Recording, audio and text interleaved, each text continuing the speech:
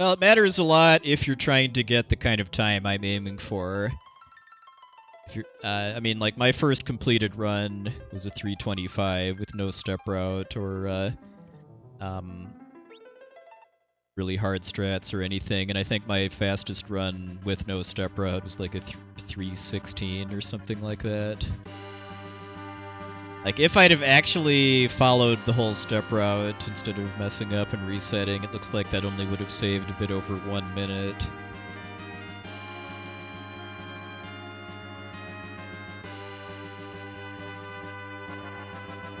But that doesn't really account for the time you'd have to spend manipulating the grind fight if you didn't have a step route through the Giant of Babil is another thing. That's probably the single biggest value of doing step routing for No 64 is getting a grind fight on the go.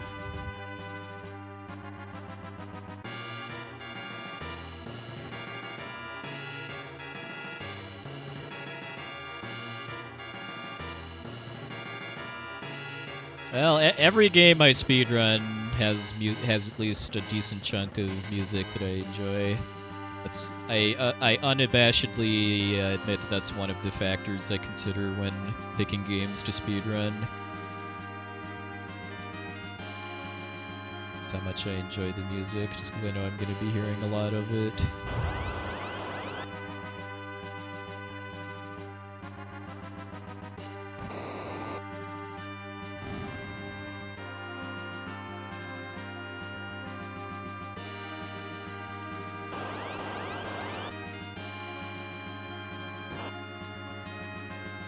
I mean, I do remember that being the thing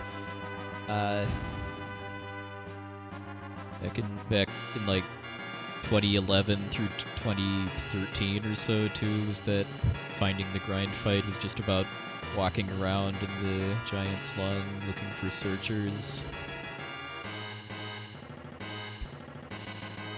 Hey, you have yourself a good one, Tyler. That RIP 22 Octomam. See those very often.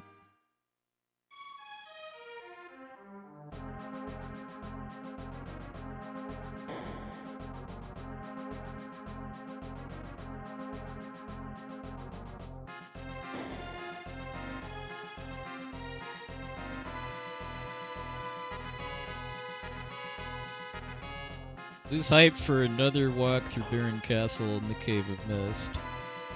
Oh, I am. Thanks, Benimation.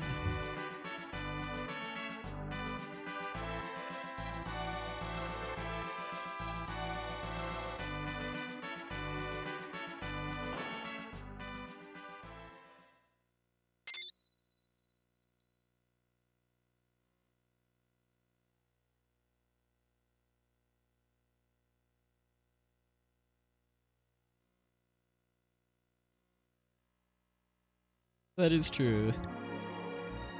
I mean, a pretty substantial reason why I'm okay with trying to get a PB at this game being a pretty rough grind for luck is just that it's a bit on the short side for a full-length RPG run, and there aren't a lot of long cutscenes.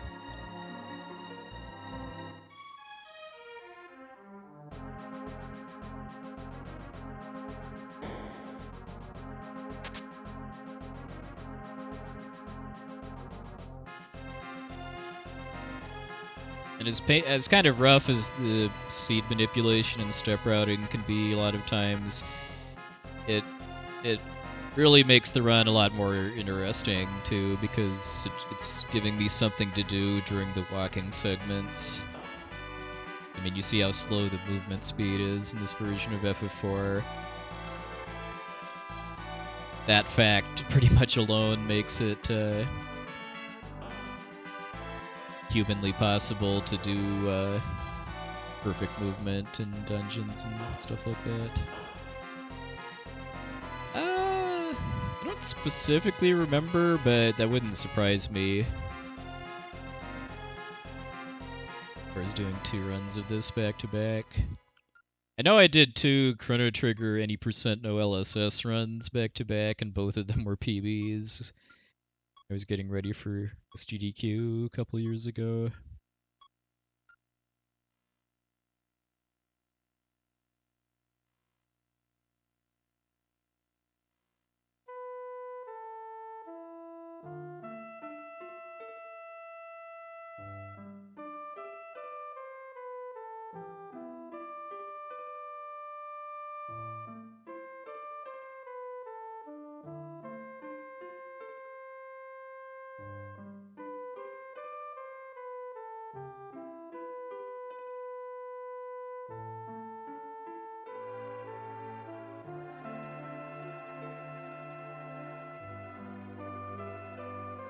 We were talking about remakes of this game earlier. One of my disappointments is that there's no English remake of this game that includes the vocal arrangement of Theme of Love, which was the music we were hearing during that last cutscene.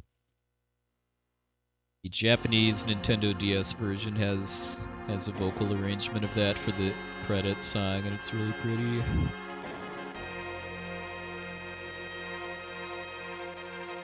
Well, decidedly, especially if your name is Bon and you're doing save corruption to beat the game in under 2 hours.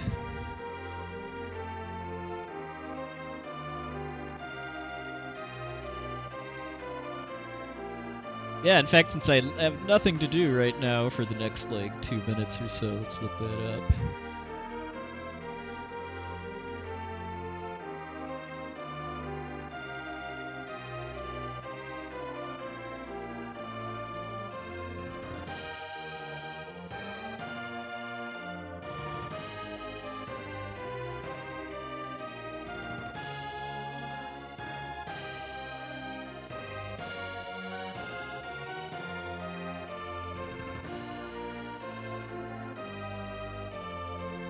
I don't know if Nobuo Uematsu actually wrote those lyrics or if somebody else did, but I mean, it's his music that it's set to. Secret of Mana or Chrono Trigger? Chrono Trigger.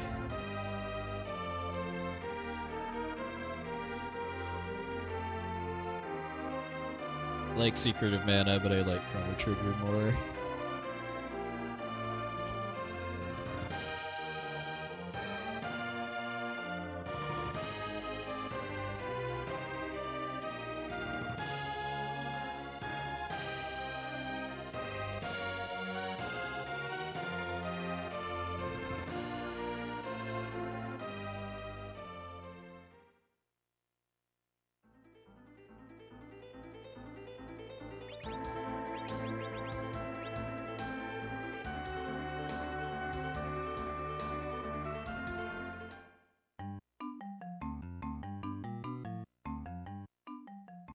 Yeah, like I said, it's very pretty.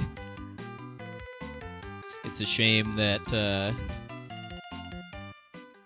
it's never been part of the game in any way outside Japan.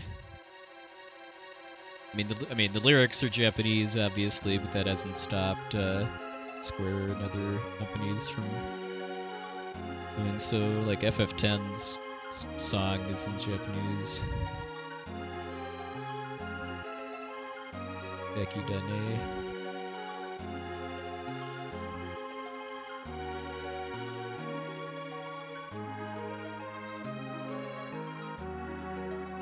So again, getting 0 encounters in this cave is the payoff for doing that frame perfect manipulation after resetting the last run.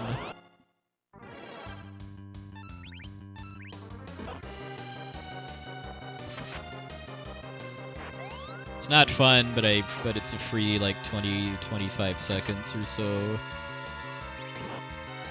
Which matters with the kind of time I'm aiming for.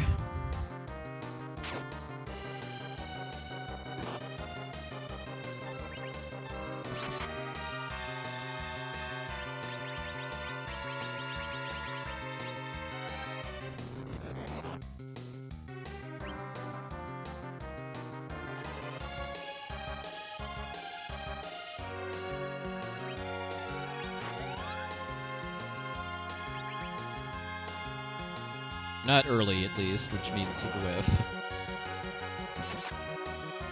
but I'm still getting the hit. Oh, it was a crit too. Nice. What happened? I was a doofus and didn't take extra steps I was supposed to.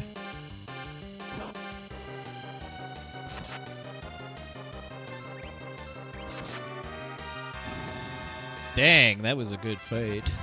The thing that could have gone marginally better was getting the better timing for the cane jump.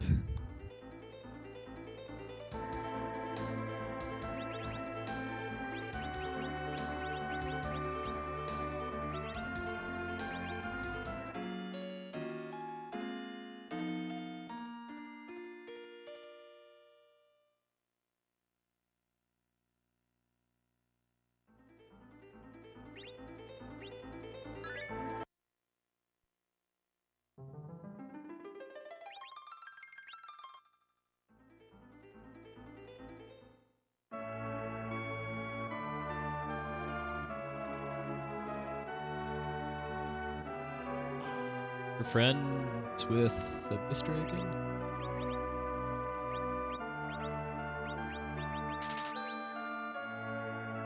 Say so am I. I actually have a good friend whose internet name is Mist Dragon.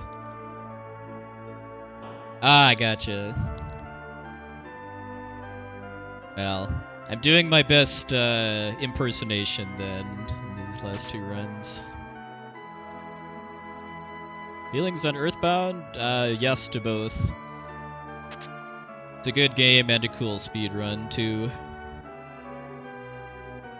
Although I will say that, I mean, Earthbound fundamentally is a parody of the Dragon Quest series as far as just kind of how the game plays, and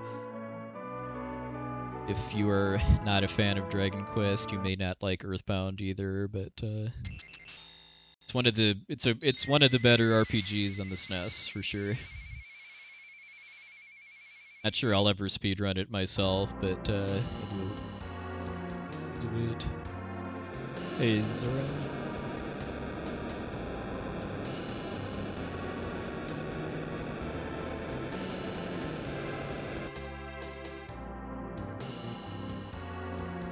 Yeah, I guess that that is something unique to Earthbound is the is kind of the really trippy battle backgrounds. Dragon Quest, they're all static. But like I said, it's kind of a parody of Dragon Quest. I mean, it's the same menu interface and turn-based battles, but it's very, very silly and lighthearted.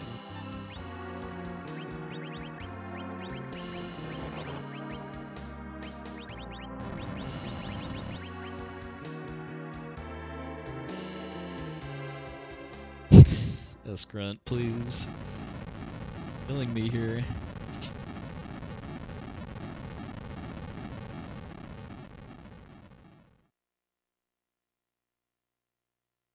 Yeah, give it a try, Royal W. It's a good game. And like most SNES RPGs, it's not really a super long playthrough either, like 20-25 hours.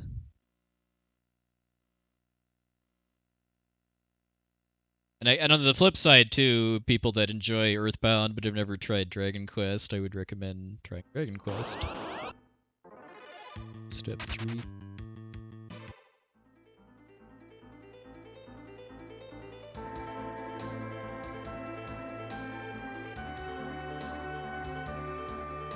Seed 227 through 232. My personal favorite Dragon Quest is Dragon Quest IV. I would say the Nintendo DS version is the way to go. One that doesn't have nostalgia for NES RPGs. Yeah, that was a fun watch when you played DQ3.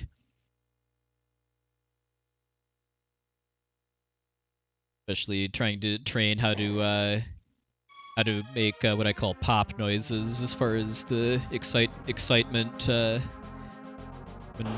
Twitch Pop encounters metal slimes.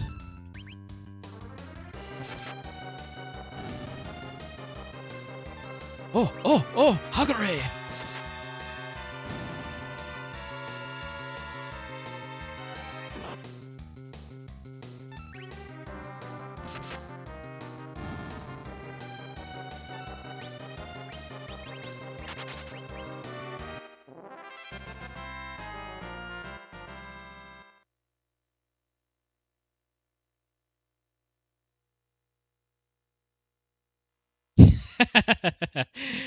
Oh, I've missed you being in my streams more as far as making do on threats to make clips.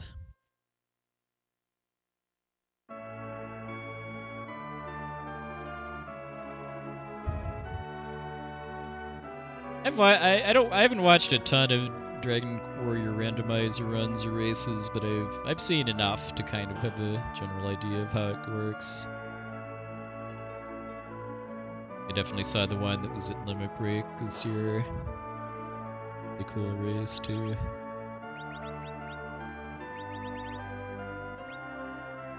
Spark over and Silver Fire.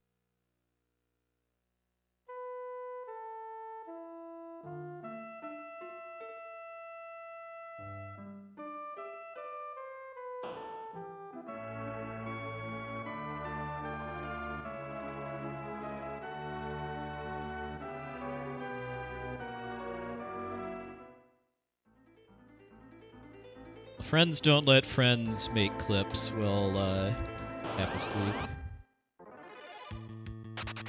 Sandman, Sandpeak. It's 227 through 2.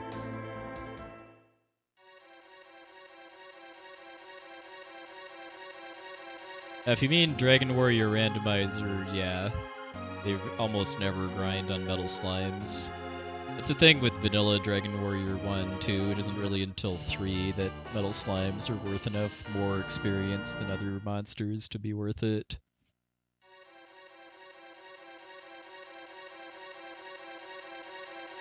Like they're like in Dragon Quest 1, they're only worth like, I don't know, maybe like 40-50% more experience than other monsters.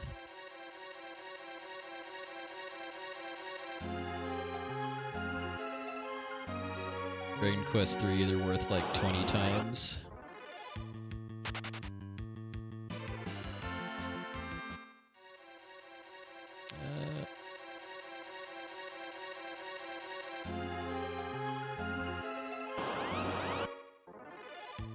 And this one?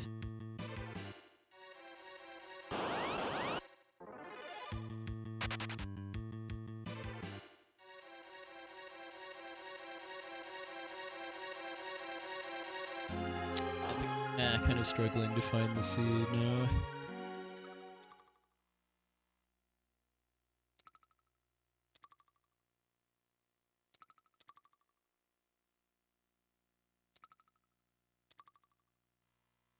So that was 3. Sandma. Sandpeak.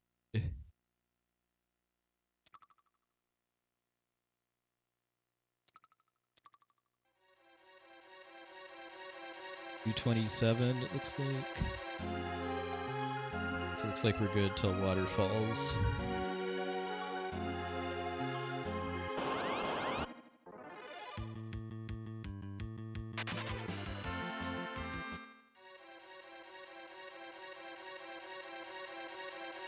Yeah, I really need to just make sure I follow the track on the map same way. Probably didn't help that I was clicking around and not paying as much attention to it.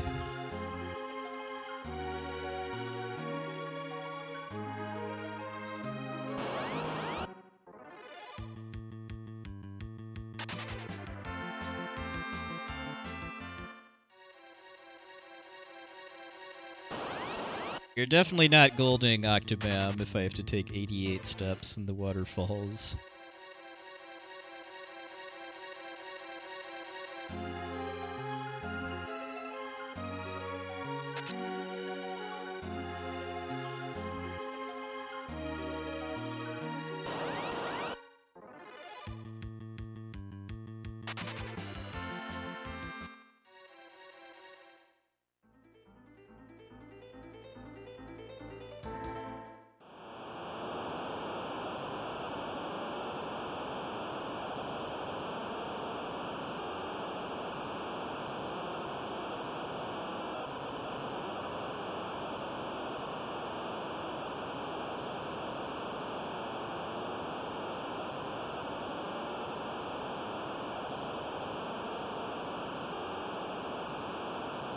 88.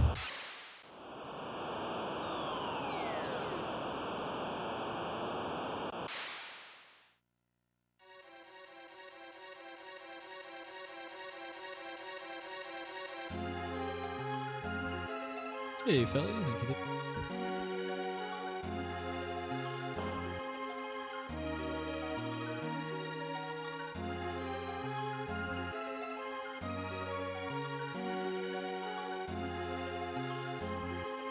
Well, guess part of the payoff for that was getting all the way to Octomam without encounters.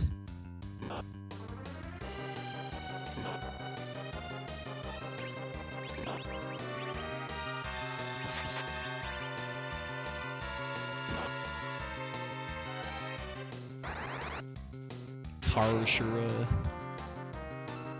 Picturing her as an auto mechanic.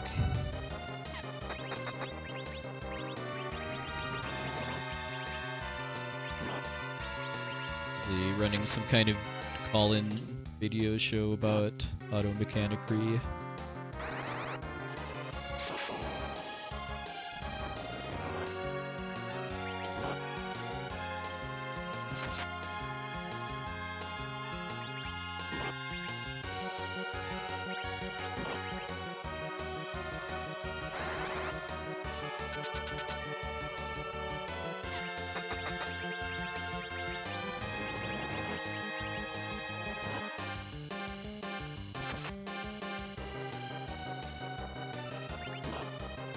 Wow, Tella died. That's uncommon.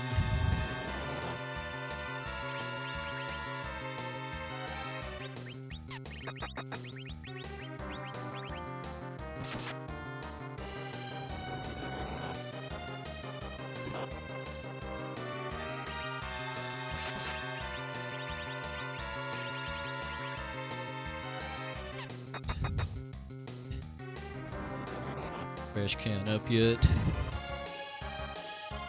Suppose Tella getting killed saves a bit of time.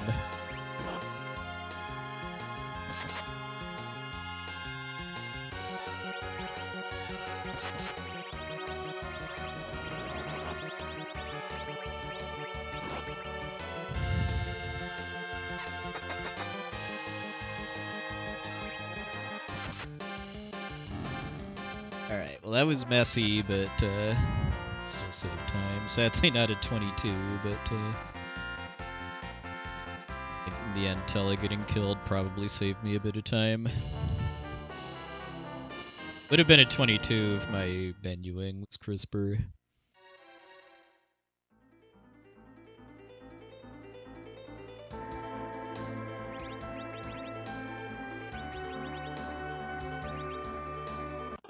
Okay, so we have 27 steps in Tuxian.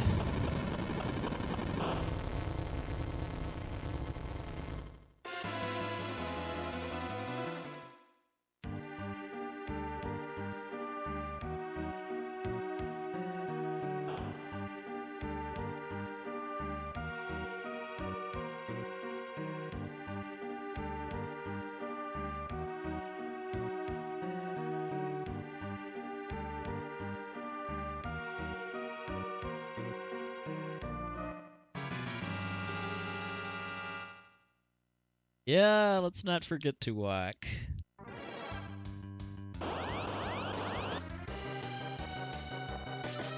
Well, on the upside, this seed has a really comfy number of backup grind fights.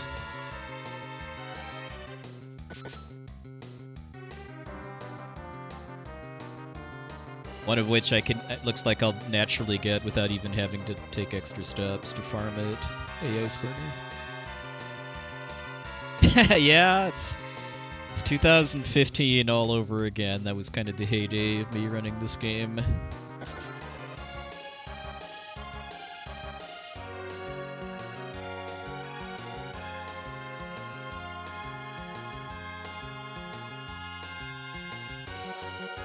Okay, this time we do not have any battles before Bomb Bomb, so skip the safety life pretty comfortably.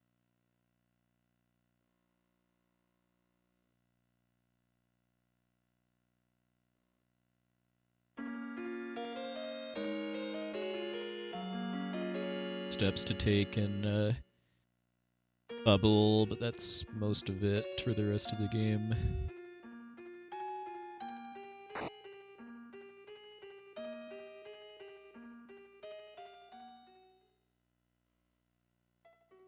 Taking steps after Tella rejoins, that's new.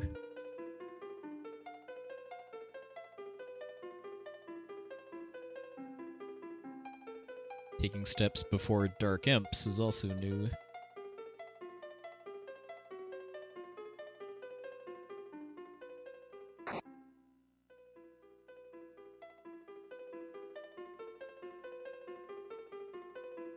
Yeah, Brosensha running this game is definitely old school too. As far as I know, he never went back to it after running it for SGDQ 2013. If I ever run Chrono Cross, no. It's a good game and a good speed run, but I don't like it quite enough to want to actually do runs of it at the length that it is, which is about 7 hours. Just kind of me with a lot of PlayStation RPGs.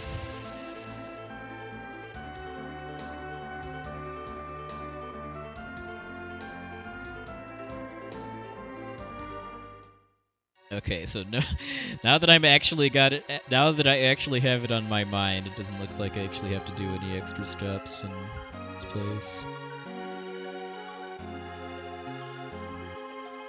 Fubble. The record for Chrono Cross, I think, is like 6:45 or so, maybe a little above that.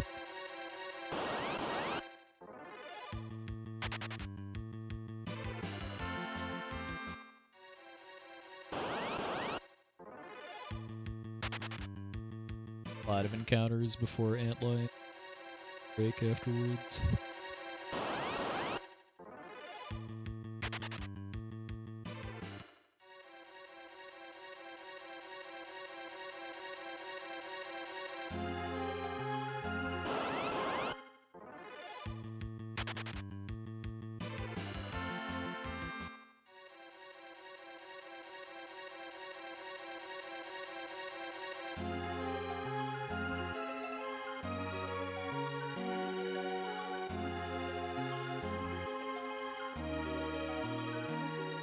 Well, thank you for stopping by. You have yourself a good sleep and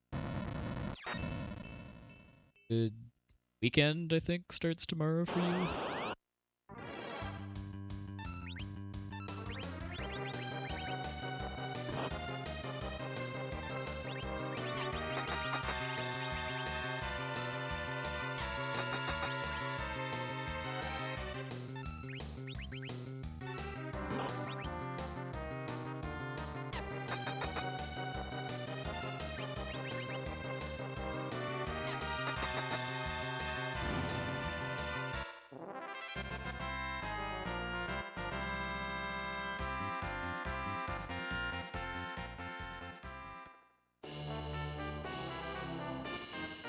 Alright, so I think this is probably roughly the same pace I was on after that last run. Or, well, same pace I was on, but shouldn't have been because of messing up the step road. Supposed to do a bunch of walking in the charm room.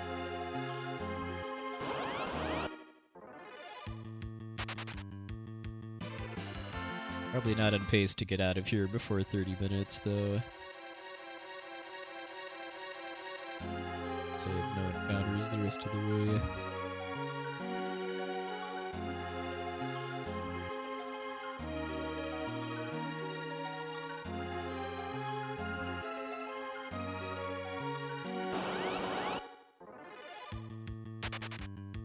Well, that was me in 2010 when I watched Classic Games Done Quick.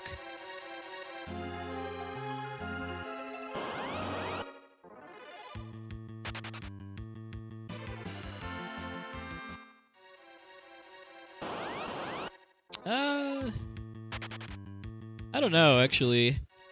The early game is admittedly the part that I put the least amount of practice into.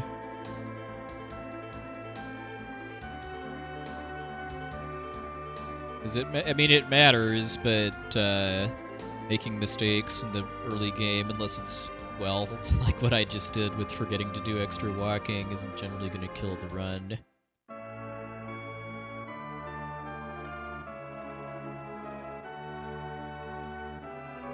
Yeah, I met Mike's mom a few times, and she's absolutely precious. Hey, Quest, good evening.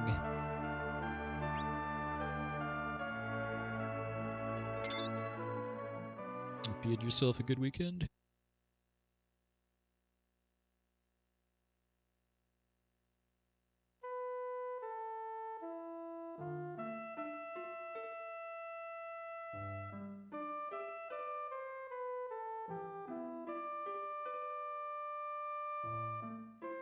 Wow, really? I'm just looking at this step route. I literally have no encounters on either side of Mount Hobbs.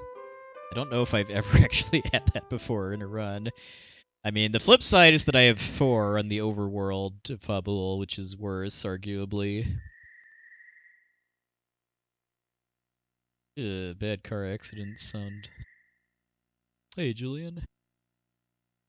Nobody got hurt. SSC 250 or 227, 252 was the last run.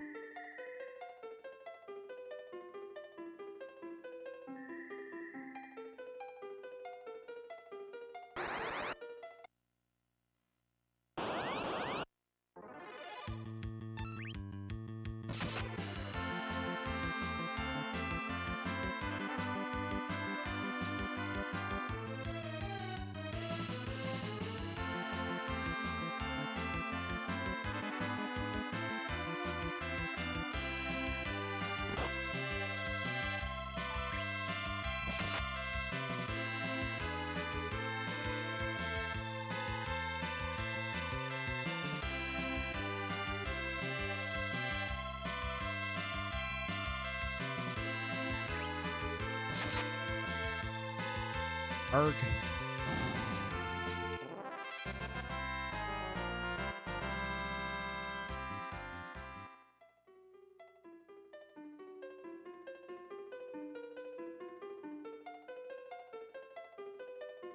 The fun part about working on the Japanese version too has been translating some of just the guttural sounds that that are in some of the dialogue. Like for the Luge and Belknap fight, instead of grr, it's ooga. What's Gers or Graham again? It's like... I know Graham is Gyamu.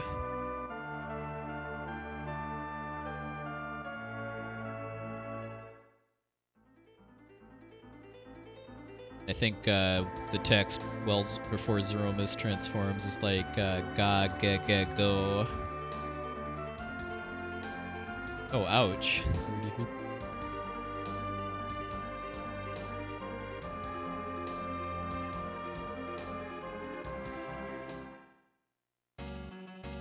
Hopefully this is turn. This is attempt number 3 for tonight. Attempts numbers 1 and 2 ended in failure because of me making mistakes with the step route and stuff. Losing number 2 kind of hurt a bit too, just because I'd gotten a gold Octomam.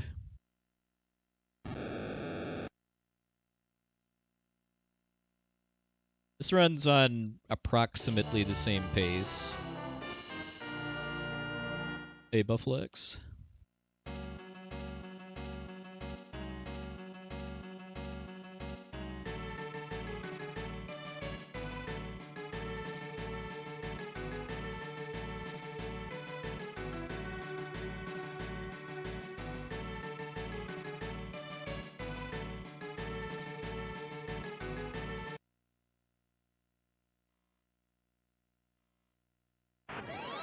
Hey, if it ended on Dr. Luge, we wouldn't be starting over. We'd be playing something else instead. Achoo!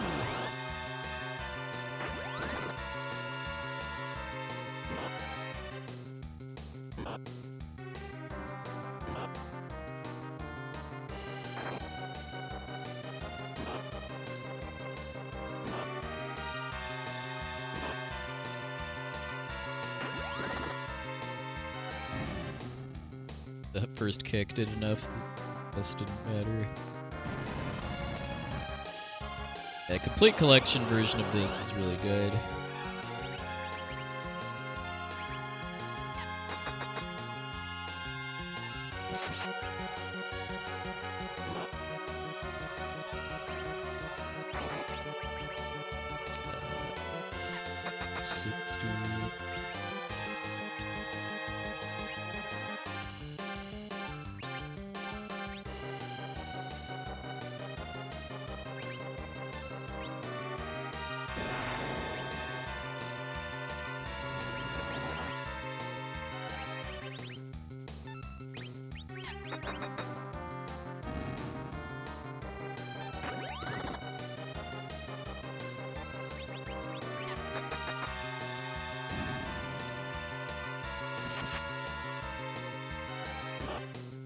Cecil, you're supposed to kill it. Rosa, you're supposed to kill it.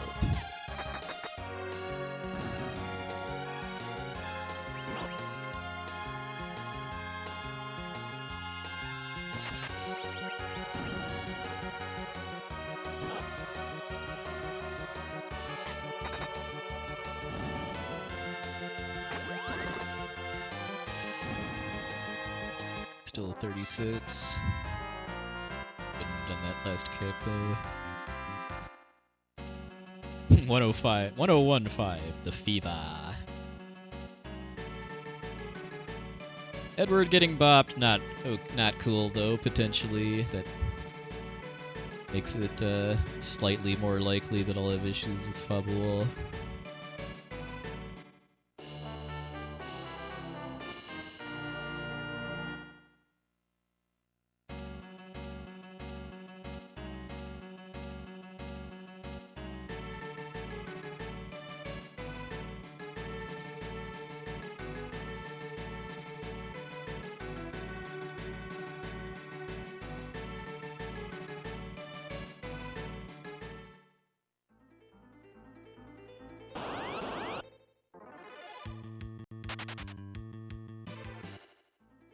Well, 1 down, 3 to go. Every one of these encounters would suck to be an ambush or back attack too.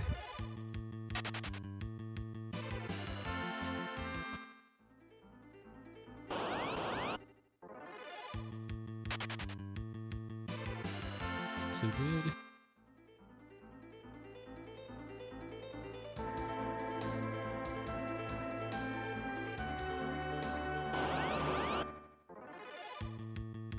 Alright, nice. Made it through the gauntlet of porcupines and imps.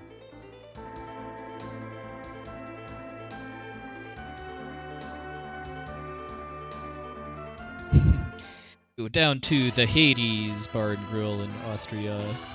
Hey, Heavenly Chair.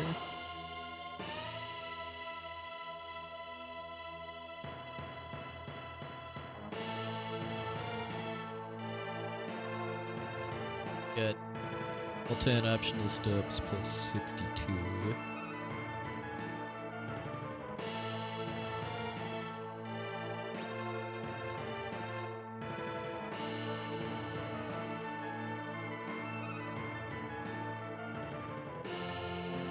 Well, I've always, well, not always, but since playing the PSP version, I've pictured the Tower of Zot being floating in the sky like the tower in Crystallis.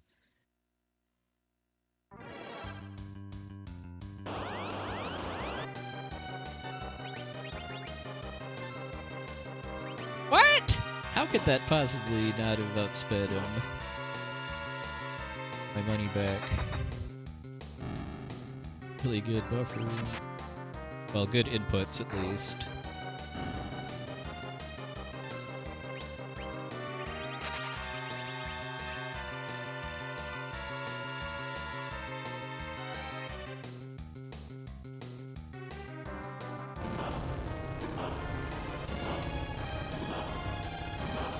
Got a fever! And the only prescription is better run buffering and dancing dagger throws.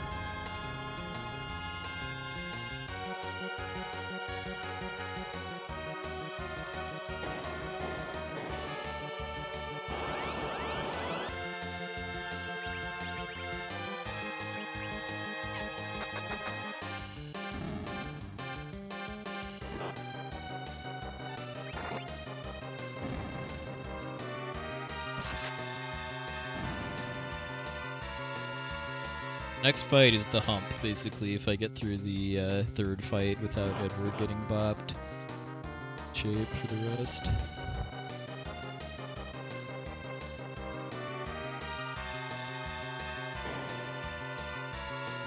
Only prescription is more twin harp. There we go.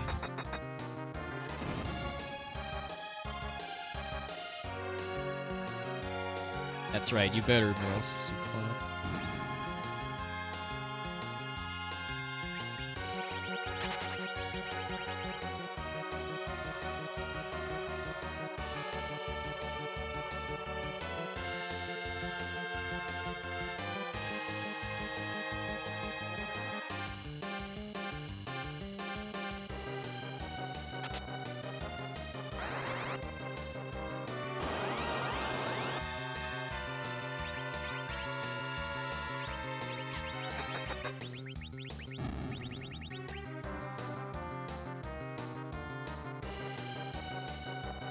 Yeah, I mean, the Japanese name for the item is Light of the Desert. It's pretty unclear what it's even supposed to be.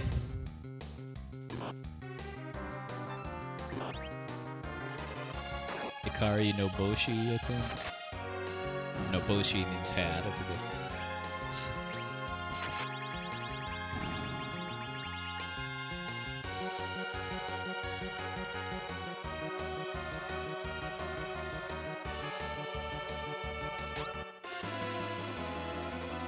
Probably gonna lose time here just because of overworld encounters, even though these fights have been going pretty well.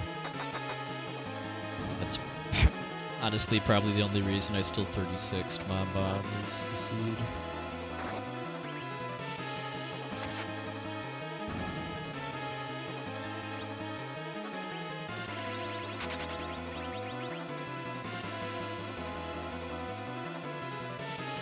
Yeah, clearly it's bananas.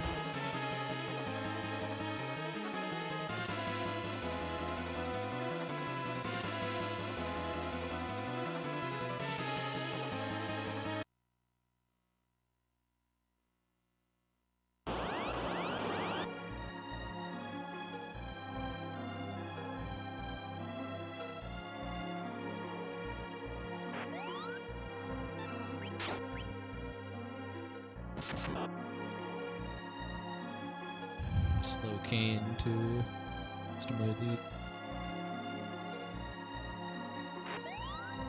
Not most of it, but it's like probably close to 10 seconds of extra dialogue.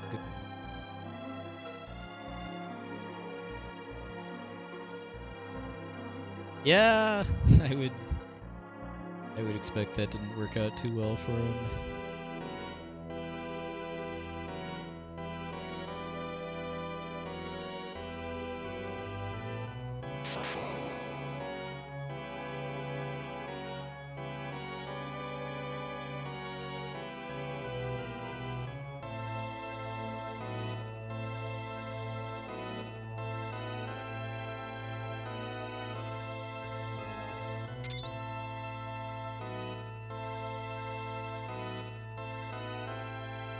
Well, the endgame probably builds a successful career as a shampoo and conditioner model with that lustrous blonde hair of his.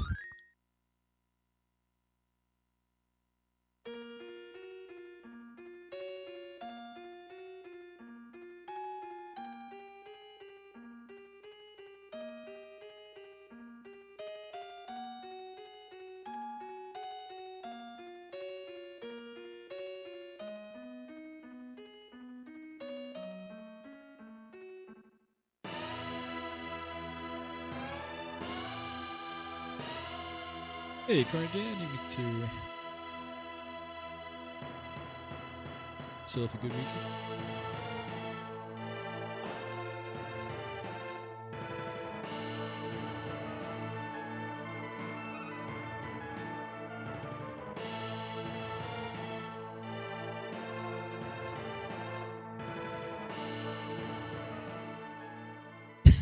weekend. Nice. Nice marketing slogans there.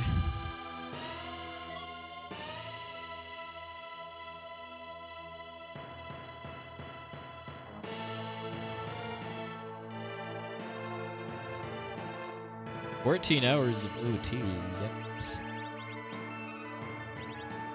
You're getting some well-earned done at least. Spot.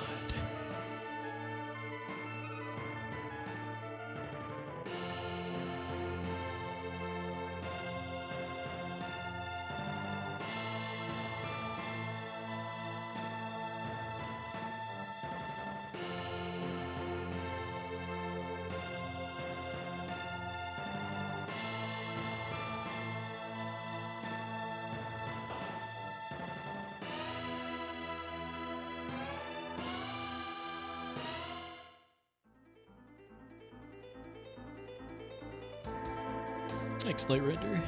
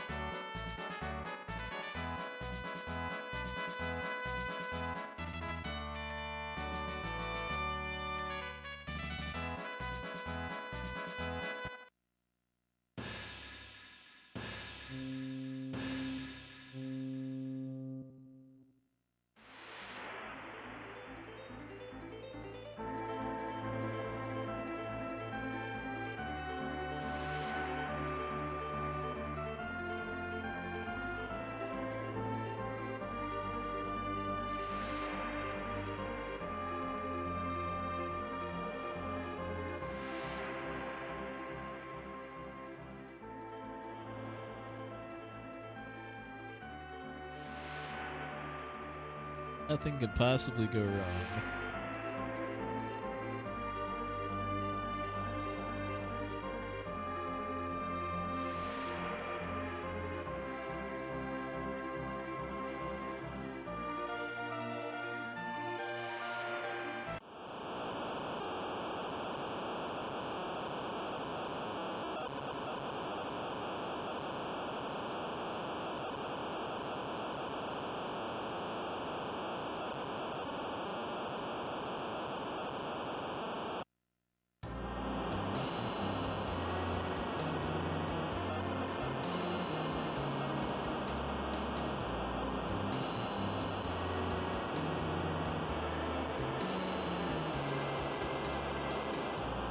They were on a ship made of wood. Just artificial plexiglass wood or something. So we got steps after Pilla. Then nothing until Dwarf Castle.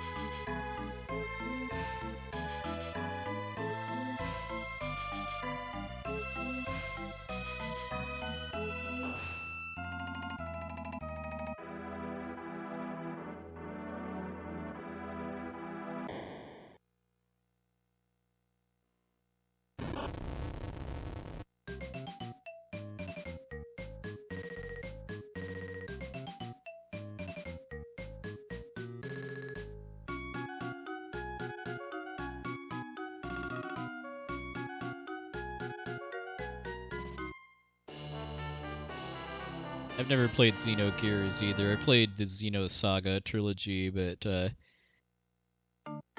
Xenogears was one of many PlayStation 1 RPGs I just didn't have the time or money for because of being in college.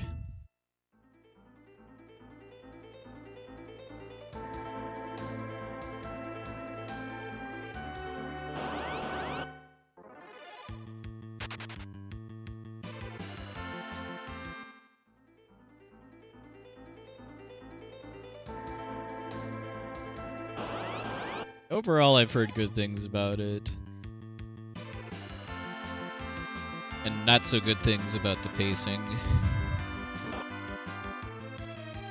And yeah, then it's arguably unfinished.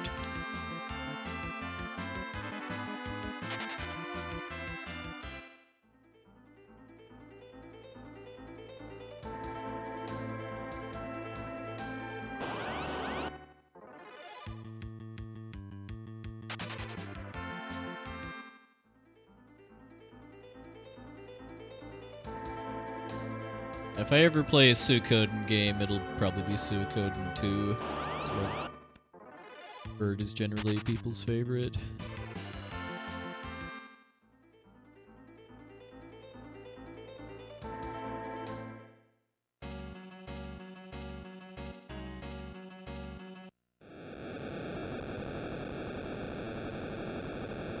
Yeah, I think this is new.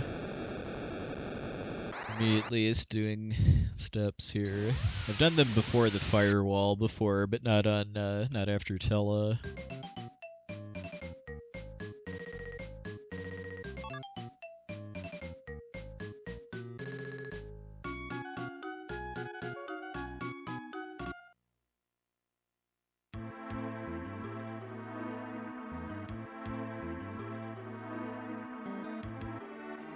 I've heard some of the latter Suikoden games aren't too good.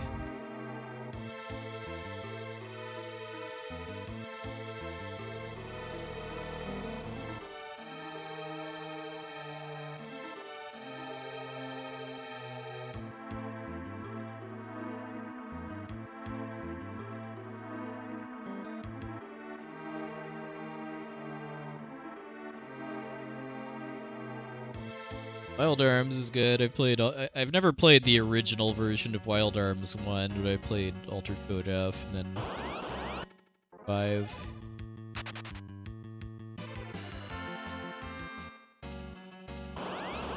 5 is my personal favorite.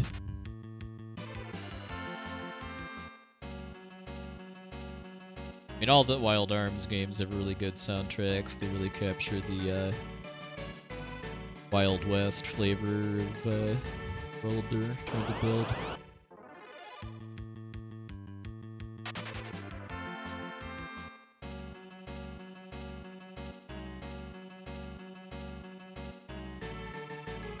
Yeah, Wild Arms Alter Code F along with Wild Arms 5 and Xenosaga Episode 3 always surprise me as far as how much used copies of those go for. Because I wouldn't think any PlayStation 2 game would be like overly rare.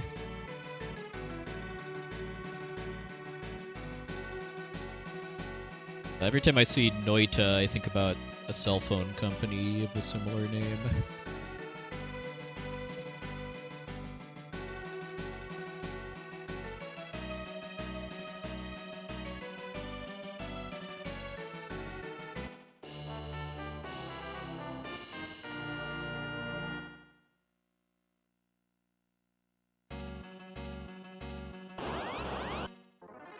So that's 2 steps.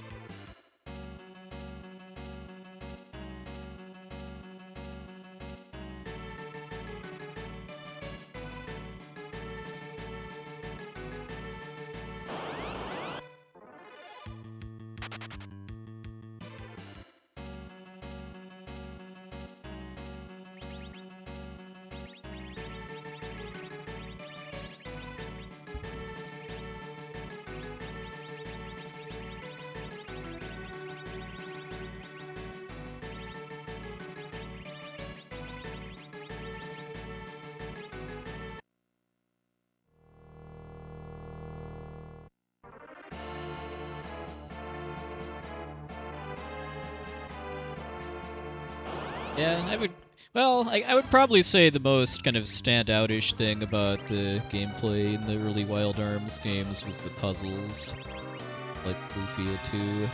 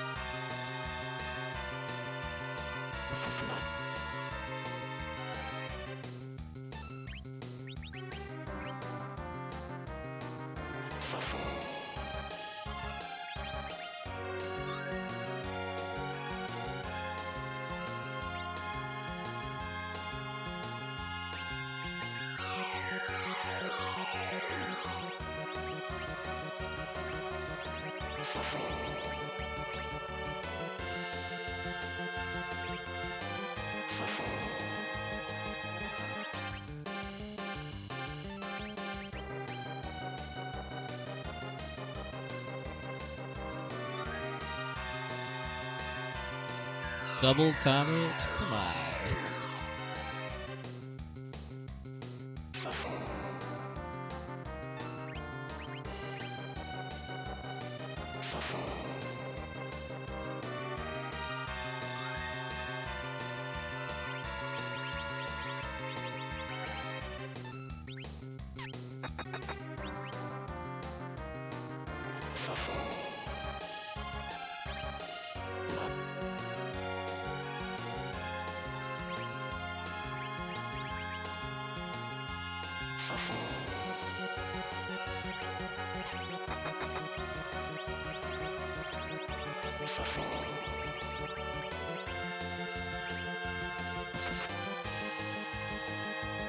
I already switched swords.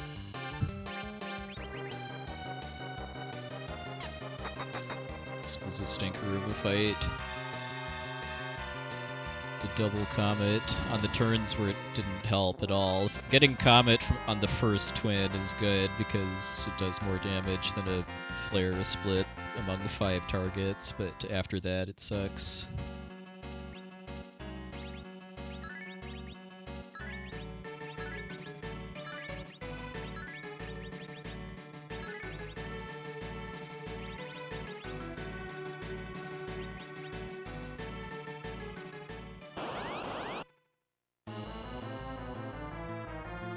Gonna be a really disappointing finish to the base I was on before this.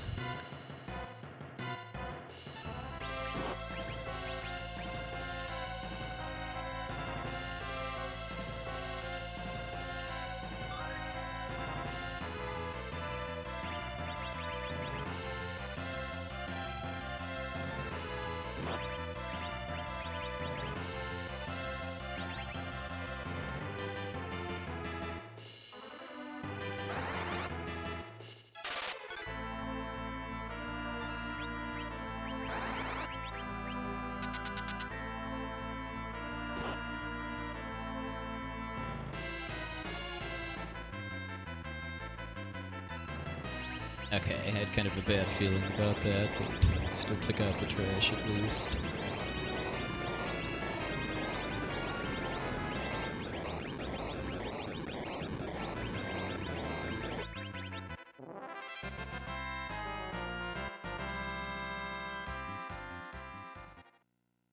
O2 Paladin time.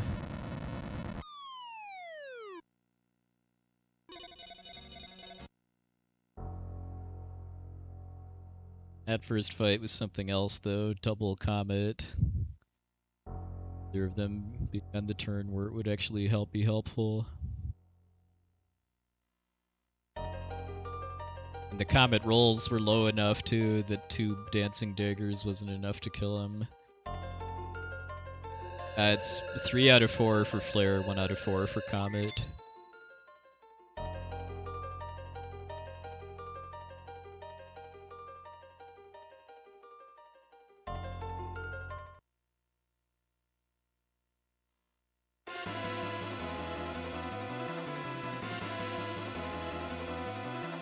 Fight Pain Man. Oh yeah, the failure chance is pretty. special. I've had that happen in runs before, just once.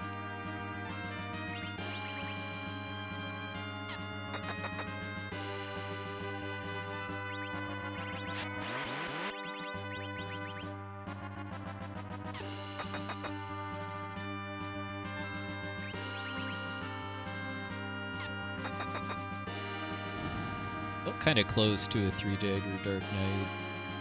Could have maybe YOLO'd and just attacked, but I didn't feel like it.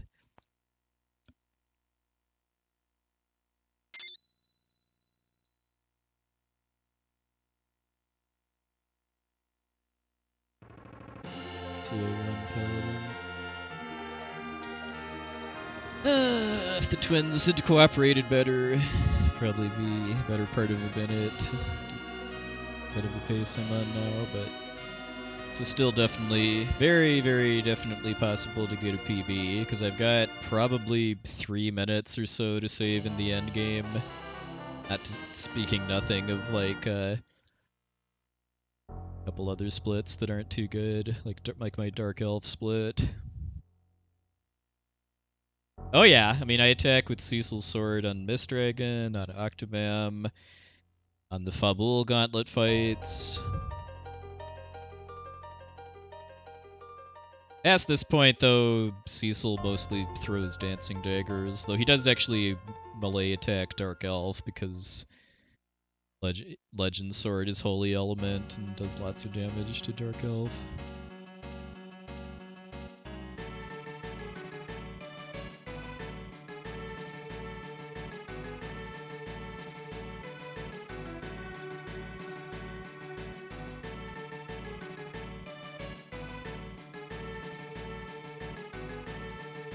Yeah, I guess I scared away all the monsters when I beat the boss.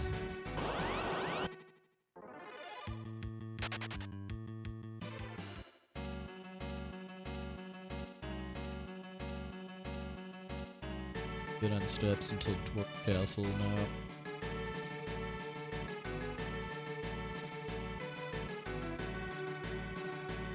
Yeah, that is a pretty kind of meaty sound effect. Attack with the Holy Sword.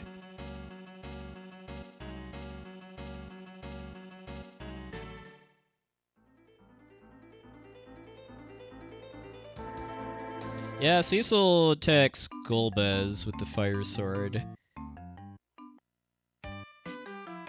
If you use the back row glitch, then he uses it on Barbricia and Calbrenna too.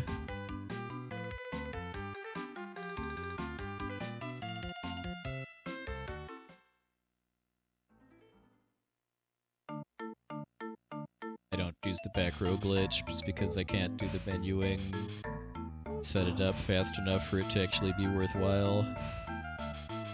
Other things I would rather work on getting better at.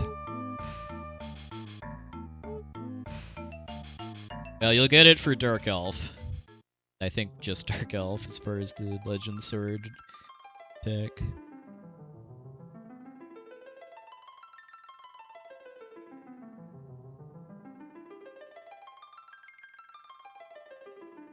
This is another new one, actually taking steps before Dark Imps.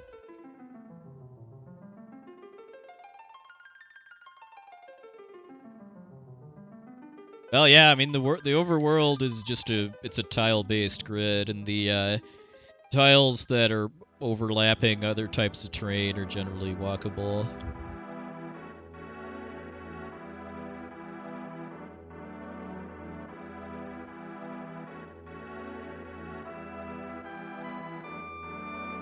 Looking at, I mean, I should have saved, I mean, just from doing the trash can glitch, I saved about 45 seconds in just strats over my PB, but losing a minute.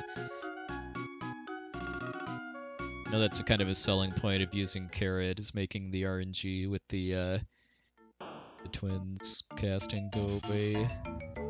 Places it with other kinds of RNG instead.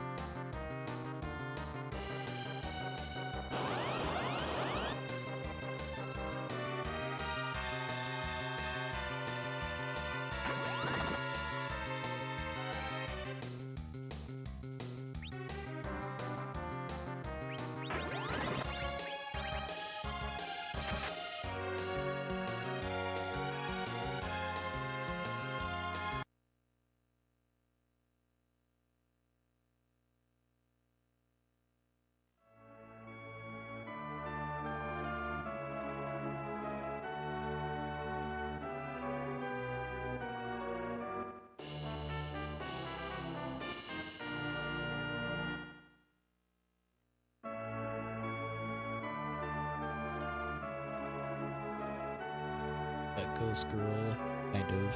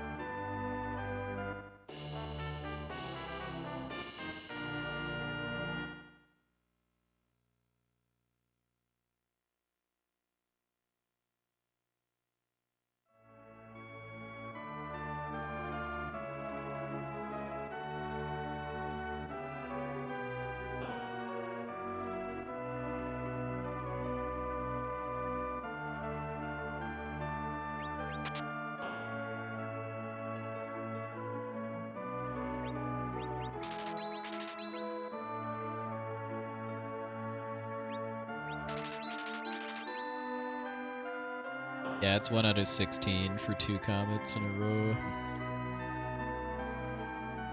The insult to injury part, though, was that either comet happened on the first turn. Because getting a comet first is good, because comet ignores split damage.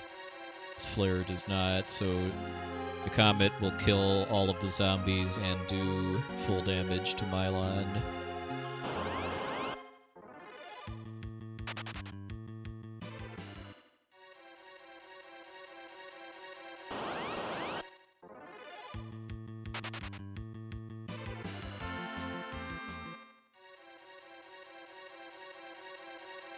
By after the zombies are dead, you want flares exclusively, because they do about roughly double the damage.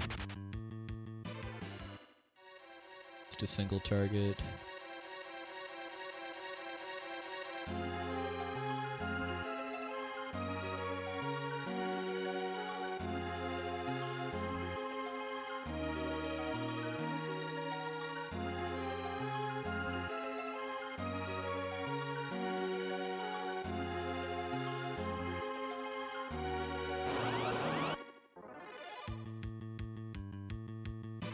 When I was practicing before starting, I actually got 3 in a row once, which would be 1 out of 64.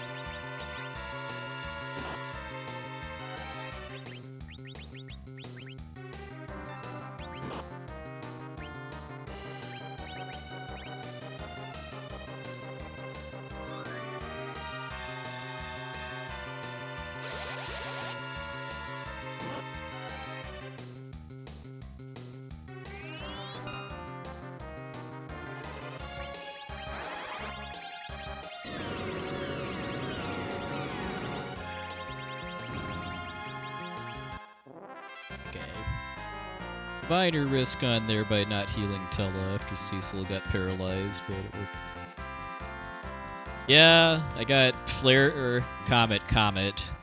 The comets were kind of low damage rolls too, so even it took 3 dancing daggers to kill him after that, which ate a lot of time.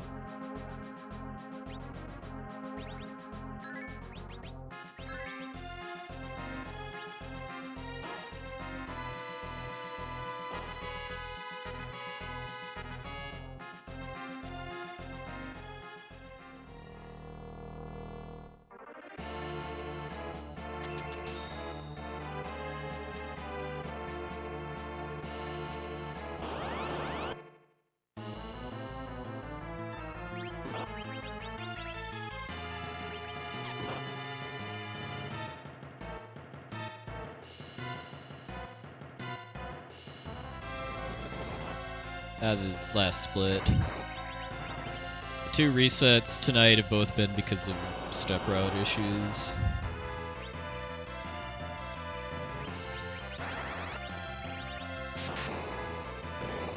That's called massive overkill.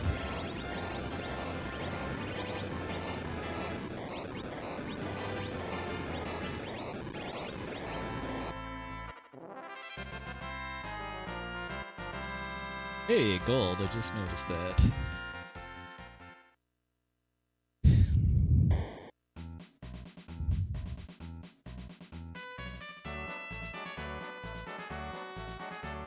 Yeah, I wasn't expecting. I mean, my PB's Kagnatsu split is pretty close to my previous gold, whatever that was.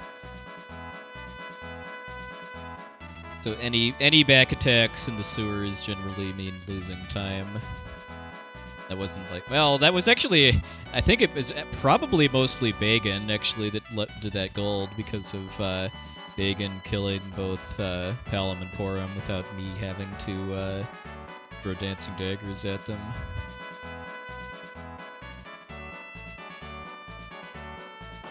Oh, and reason I'm killing my own characters at this point, by the way, is for experience management.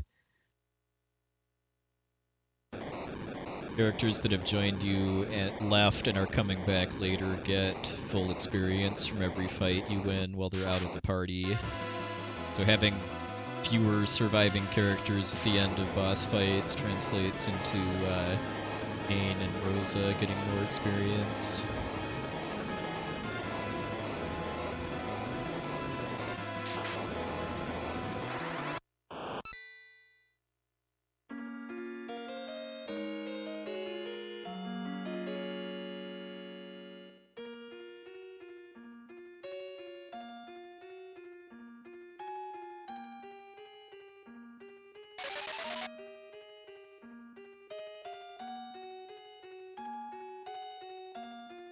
Yeah, it certainly set off warning flags when the game tries to give you more playable characters than can fit on your battle party.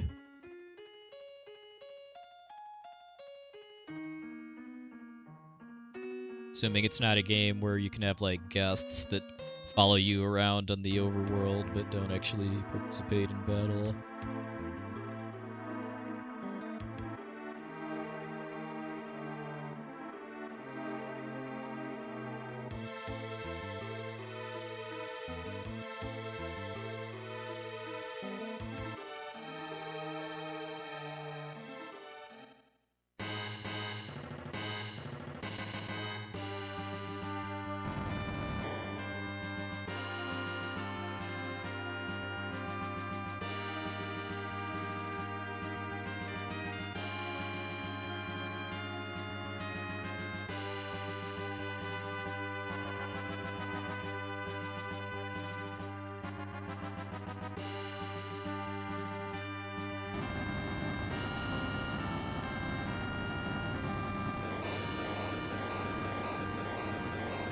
It didn't blow my mind that much, given that you can choose your party in Dragon Warrior 3 and 4, which are considerably older than FF6.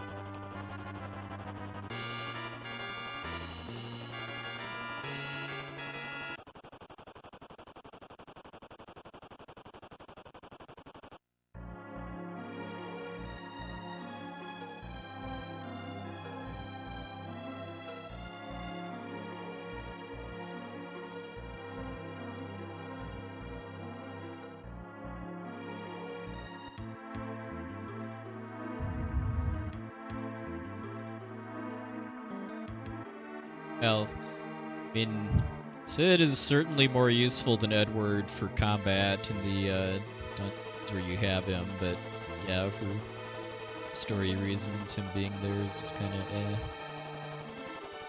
Chip mechanic is tagging along.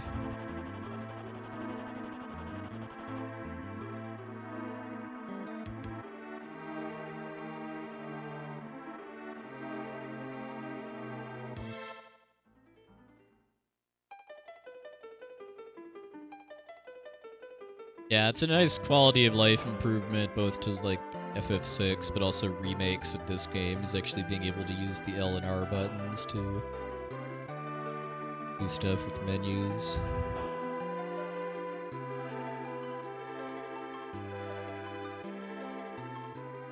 Yeah, like certain bird shall remain nameless.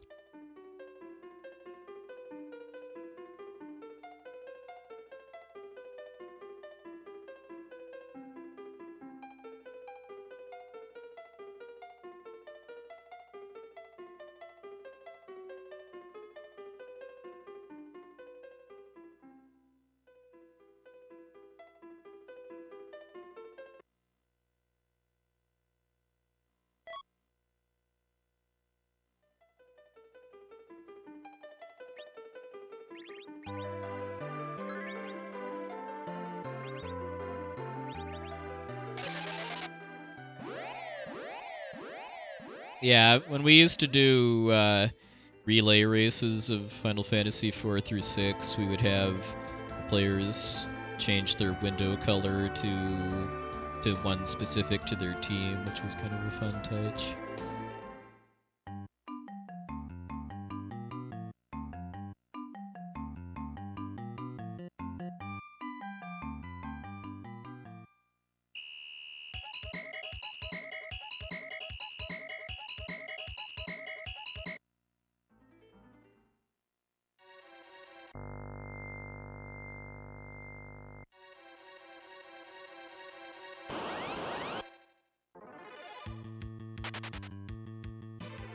Given that I organized the first relay pretty much solo, yeah, that was certainly a lot of work. A lot of fun, too.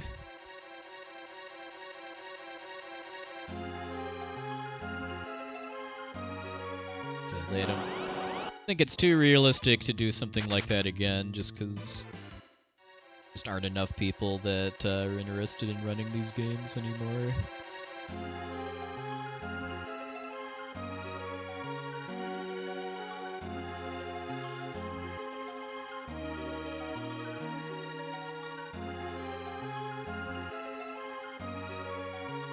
Getting runners for 5 and 6 was always the big challenge too, not really so much 4.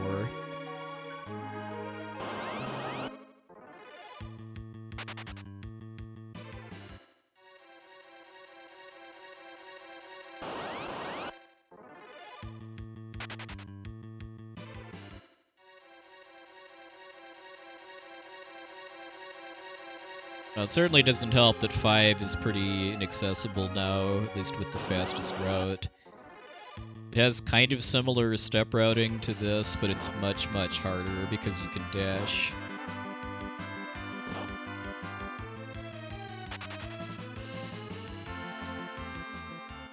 I honestly don't know if anybody has run 5 at all recently besides Vic.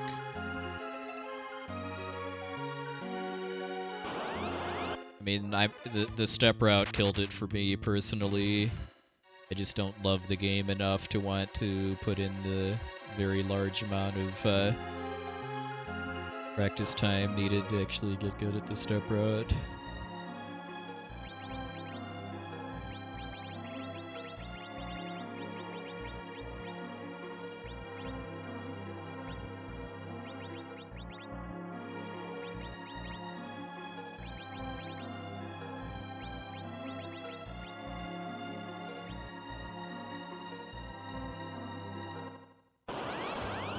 It's about a 4-ish hour run. I mean, that's a really, really big part of why I don't have the kind of drive and motivation to to run it when it has an actual difficult route. It's just that I didn't grow up with the game. I like it, but not quite as much as like this game or F6. And yeah, I kind of get my FF5 fix now by doing a 4-job fiesta once a year.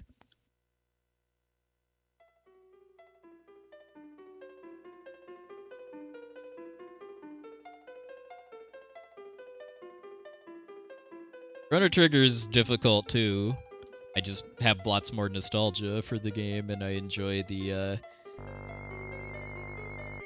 doing a lot of the tech in the run.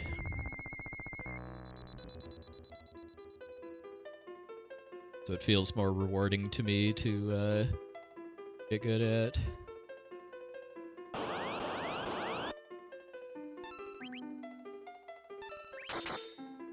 Okay, there's the Holy Sword attack sound.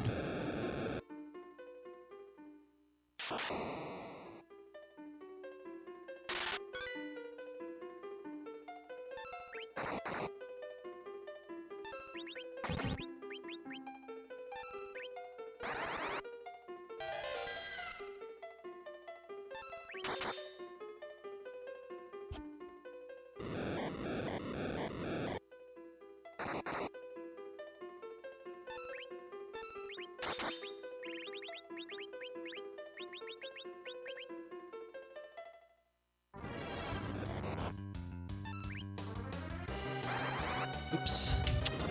Set up the duplication. CC stream. Just have to do that during a encounter. Guess I could theoretically try to do it during Flame Dog too. Probably end up actually losing less time than a regular encounter. Though if I don't, well, I've got a lot of chances because I don't actually need to dupe until A.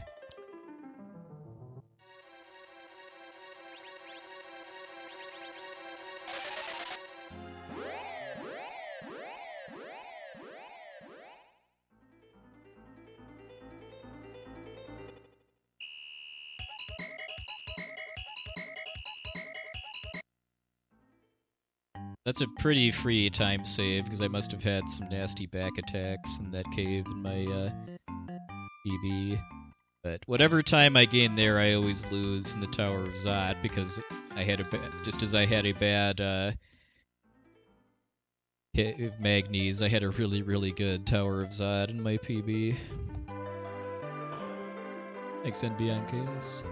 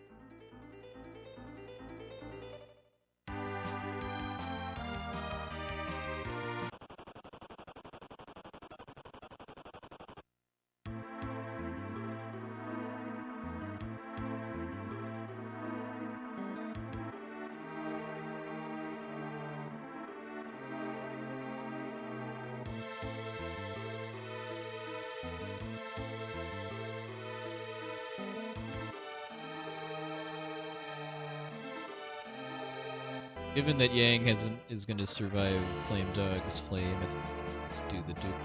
Get it done.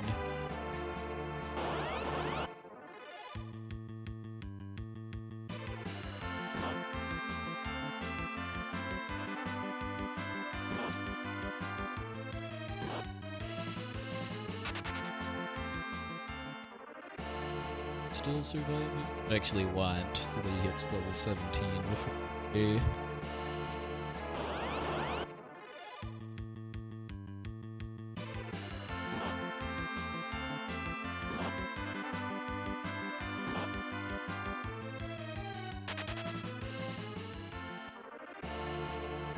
Oh, I guess we're healing early because I don't want to game over.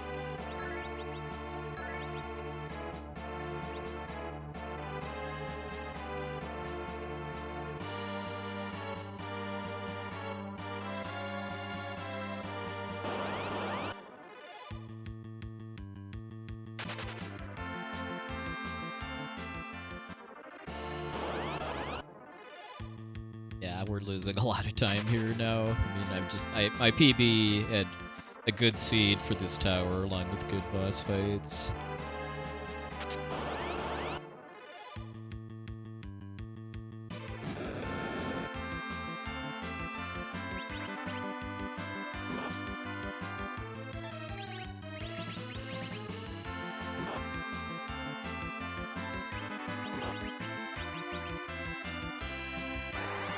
So now we have to dupe Cecil too. Probably do a little bit of extra menuing before and after League.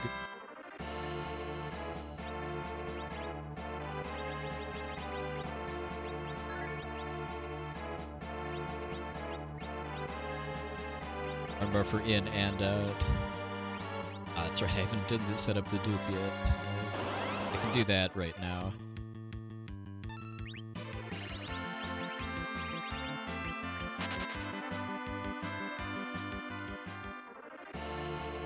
Been actually duping the fire sword until my sister is in case I have to do it.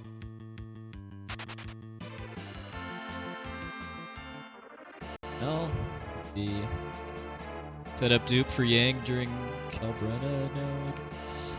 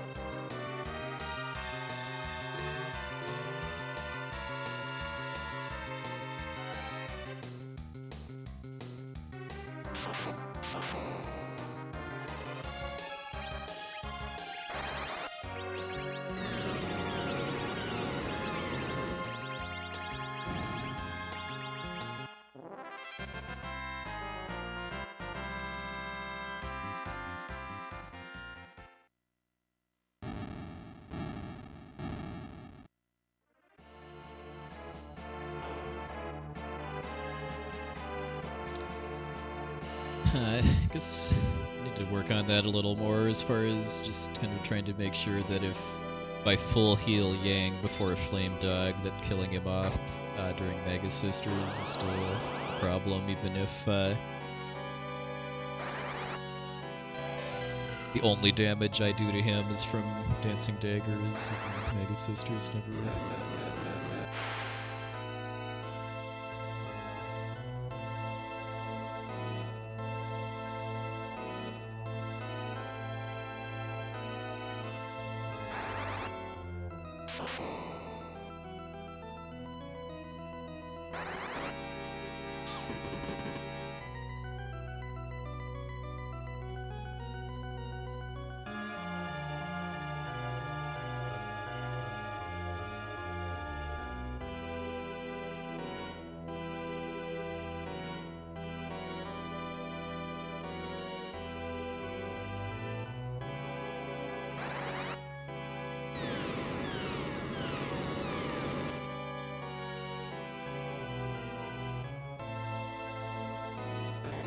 Realistically, I'm probably going to be at least 30 seconds in the red after this fight.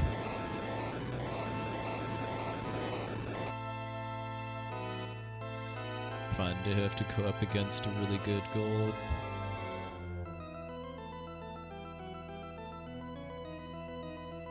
Well, which will be a cake not so if this is a PB. Since matching that gold in addition to having good encounters in the sewers is likely going to require again popping one or both of the twins like you did in this run.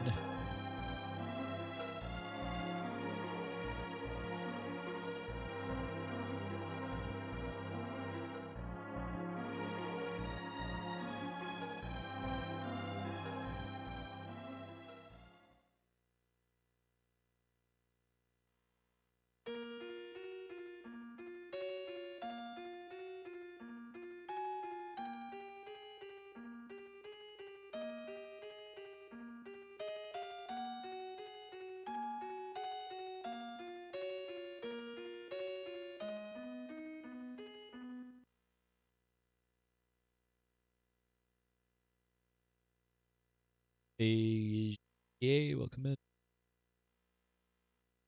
Yeah, a pretty easy amount of deals split to run against at least. If this is a PB, it's a really, really big F. I'm under a minute behind after this, though it'll still be fairly comfy PB pace. Got probably 3 minutes to save in the end game if things go really well.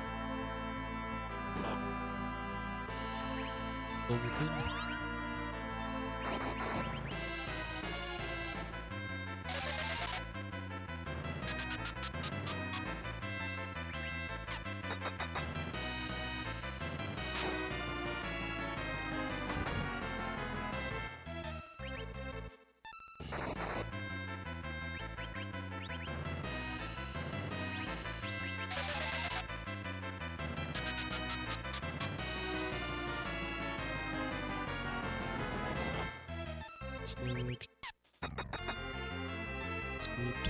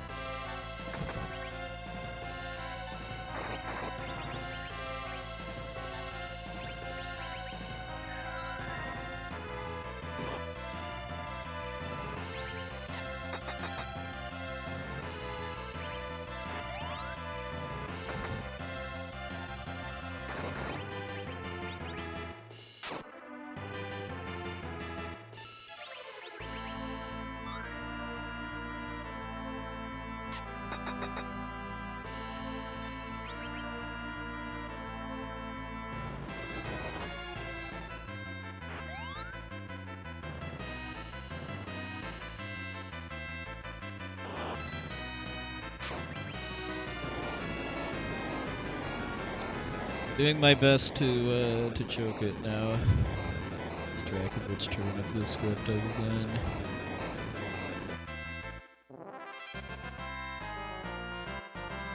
Really, it's a hard fight though. I'd say it's one of the hardest boss fights in the run.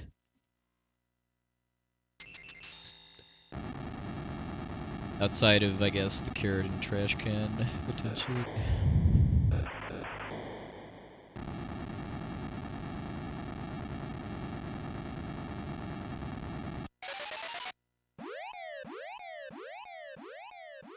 Yeah, PB is still possible, but I feel like this is a situation I'm in pretty often, that whatever lead I have after Dark Elf, I just lose all of in a big way in the mid-game as far as Barbary through Blue Bay.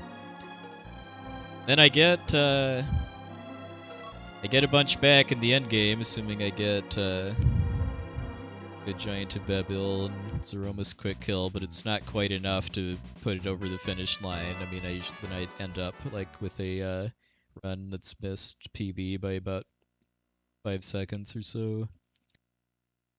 If somebody's actually fully petrified, no, but it would only matter if they got totally petrified, not fragile petrify status. I think that's why I cured Rosa.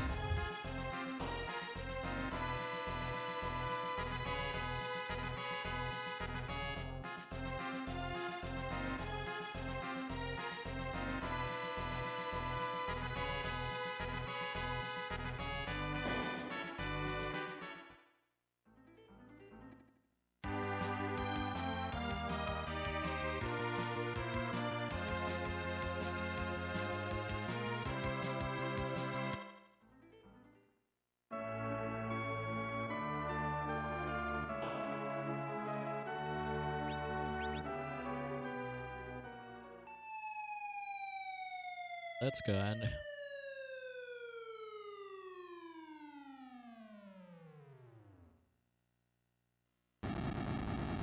Looks like no extra dwarf castle steps outside of getting out of the crystal room instead of warping.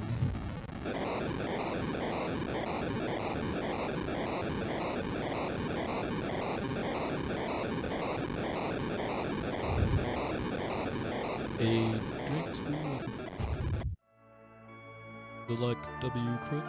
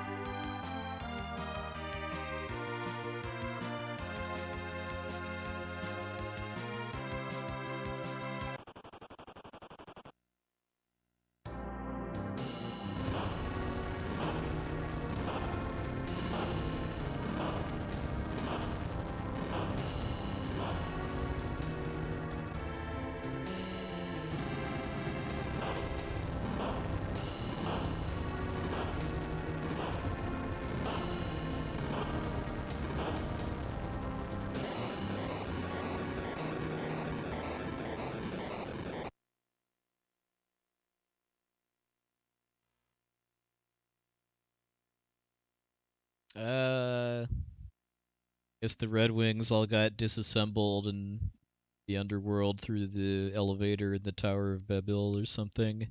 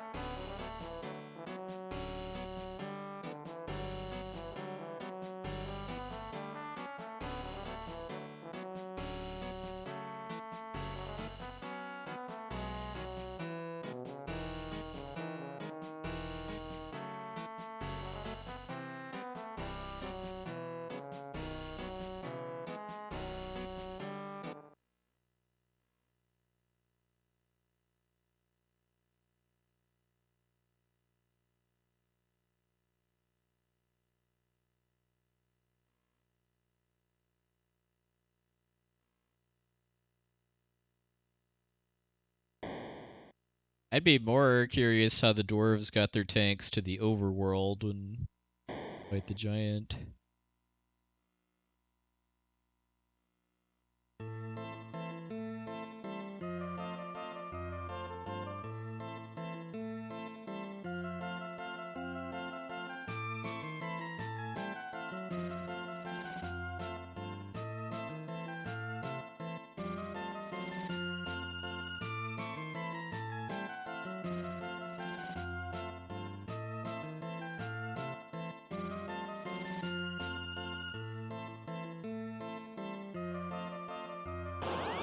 Lolly probably see it the same way.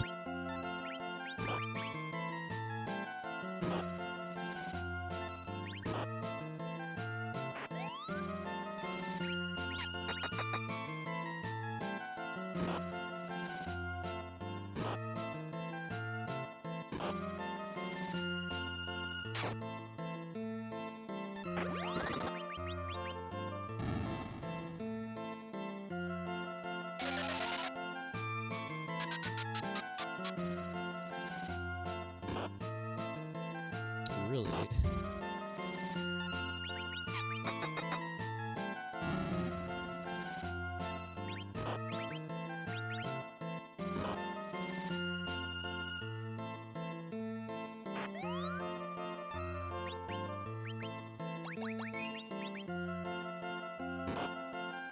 Let's fight out.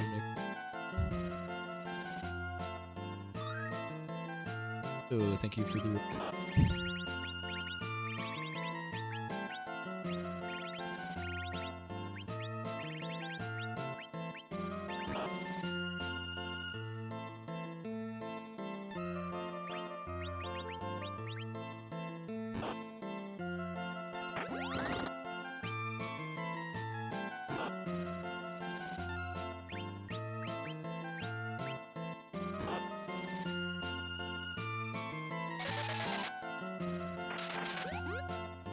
Jeez.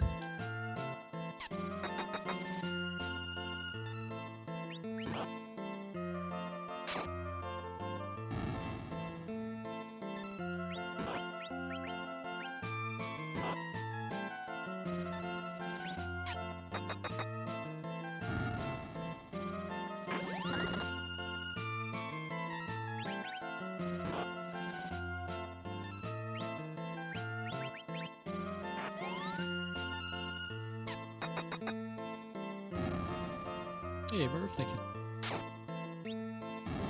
Yeah, it was a pathetic roll, but thanks to the extra kicks, still got it. Sub 800 is probably about as low as it can go, in fact.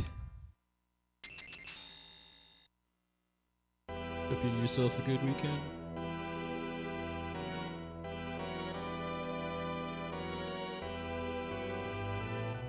Fight was not good.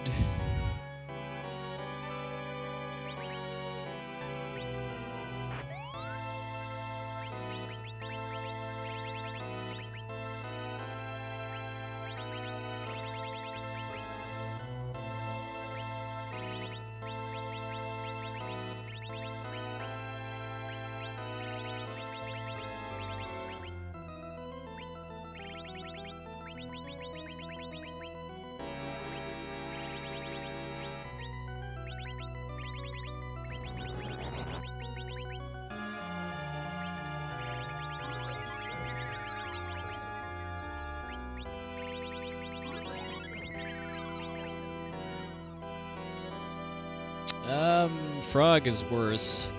Biggie just pretty much stops you from doing special attacks with magic. Still use melee attacks without any issue. I think Mini is kind of the opposite of Piggy, where it horrendously nerfs your physical attacks, but you can still do magic. And then Frog is basically both of those combined.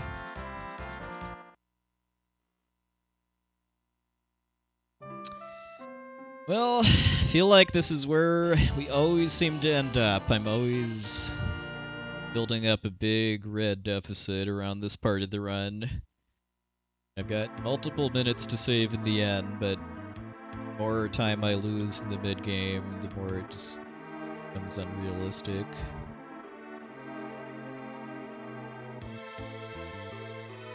Mostly blame FF4 for losing time here, though, thanks to Yang getting killed by Kelbrenna, and then some pretty horrible damage rolls, too, that made that possible.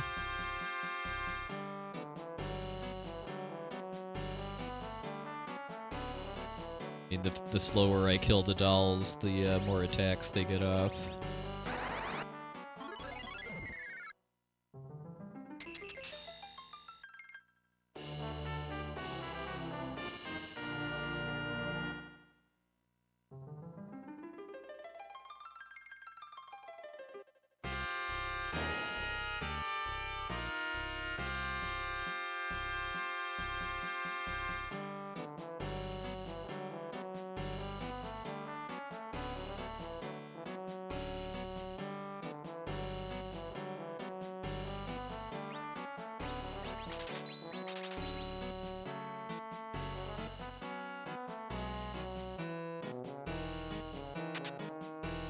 Hey, Cheshire Cat.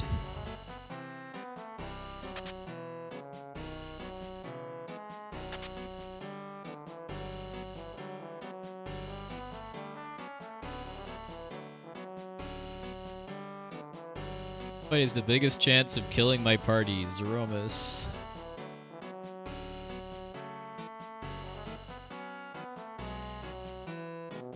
Which boss fight, if it goes badly enough, I'm just flat out dead.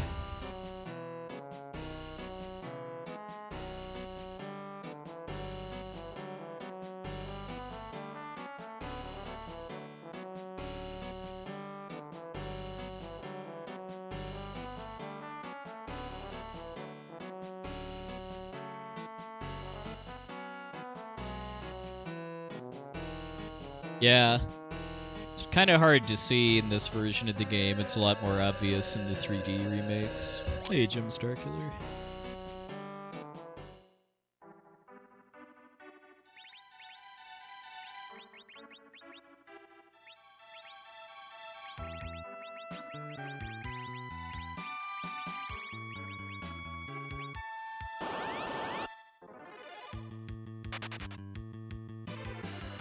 Really an encounter there? It's kind of odd for it to be that close to the...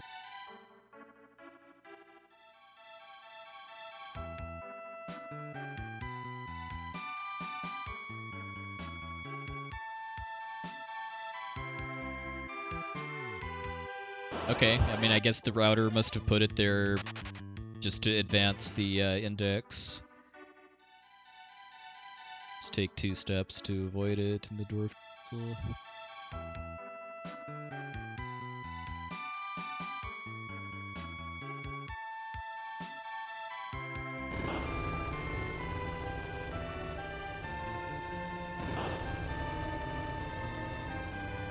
Yeah, like I said, it's pretty hard to actually see in this version of the game, but if you like look at the DS or PC version, it's a lot more obvious.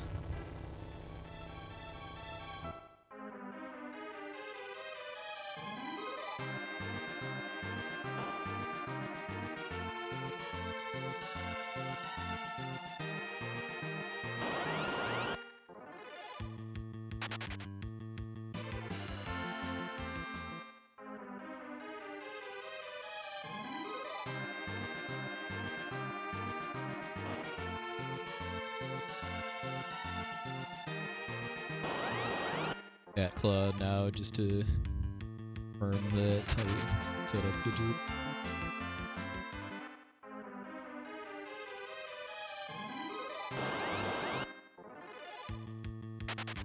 Egg!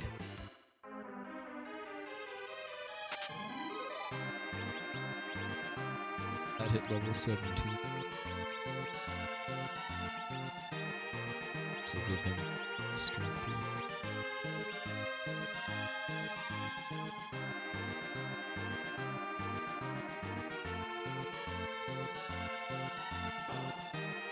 Because he died to Flame Dog.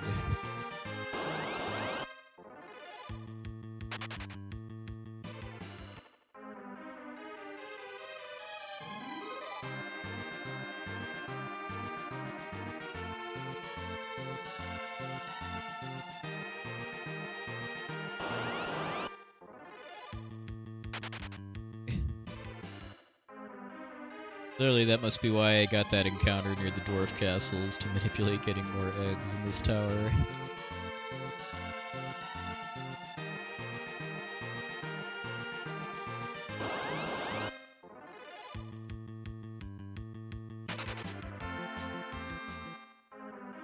For extra steps before dark imps, which is another...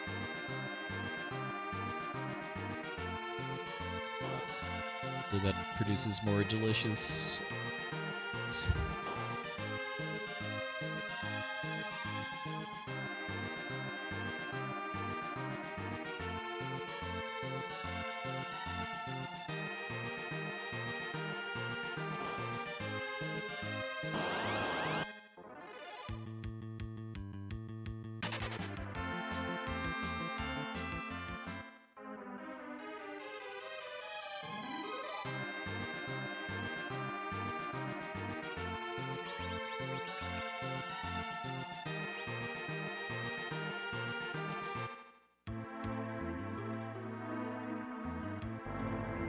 Yeah, if you attack an egg, it hatches into a different monster. If you don't attack it, it's a freebie, even if it's a back attack or an ambush or something, which is why we love eggs.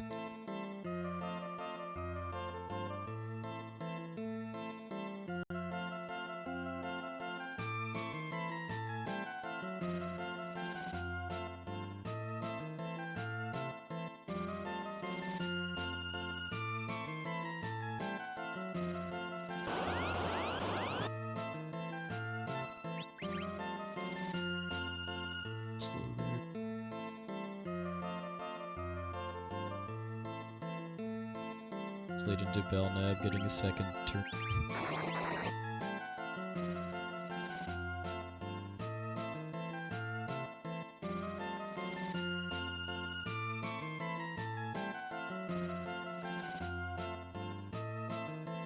It's Barnabas in Japanese.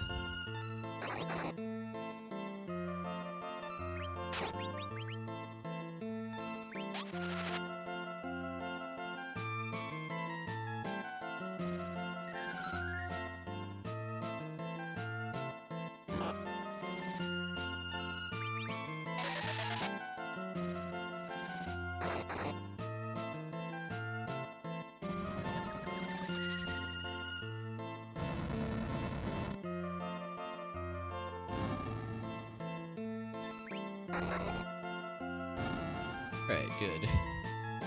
And being level 16 didn't really that fight. Results in Kane being nerfed a little bit. Now the speedrun doesn't get Bahamut. Vidya unfortunately doesn't get used all that much. Kirk.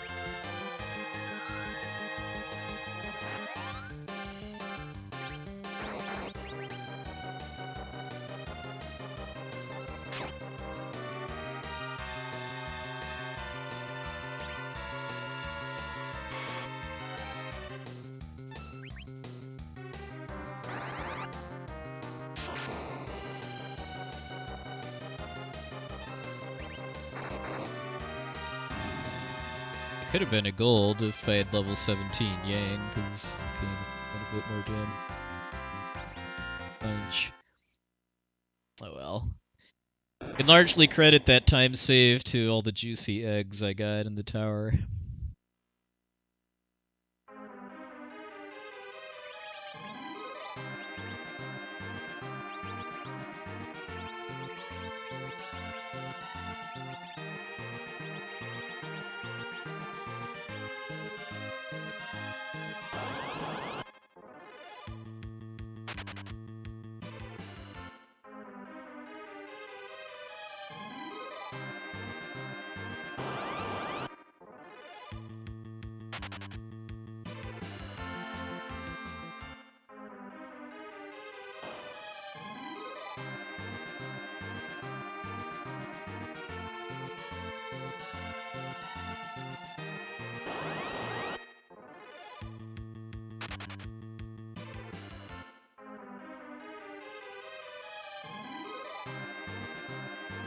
As far as what my favorite Final Fantasy game is, I have that in my Twitch bio FAQ just because that comes up a lot.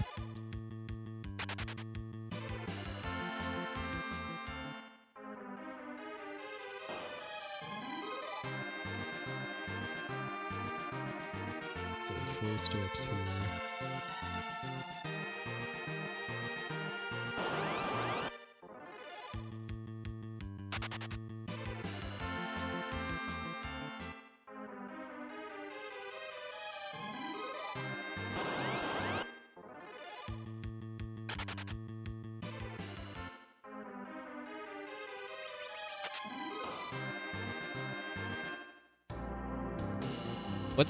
Do you know what the reasoning for that is? Like, does Yang still being in the party actually matter, or is it more just index advancement stuff?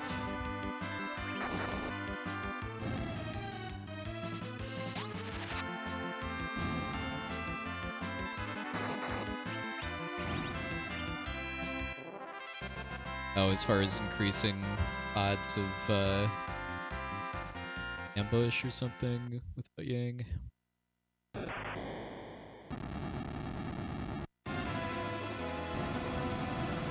Hey Toad, thank you, sir.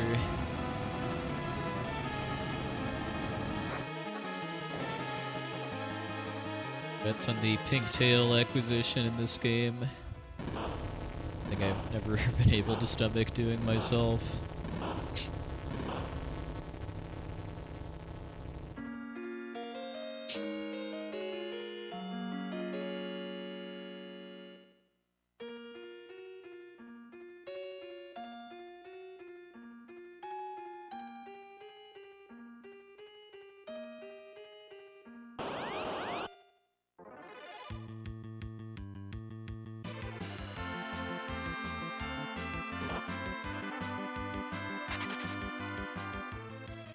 Chimera back attacks are not good, but solo Chimera back attacks are awful, just because solo Chimeras use Blaze on their turn, and I think subsequent turns too, they can spam it.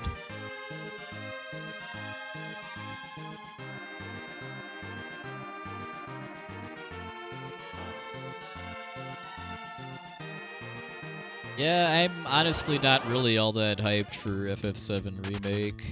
I'll get it and play it, but can't say the fact that it's happening really excites me that much.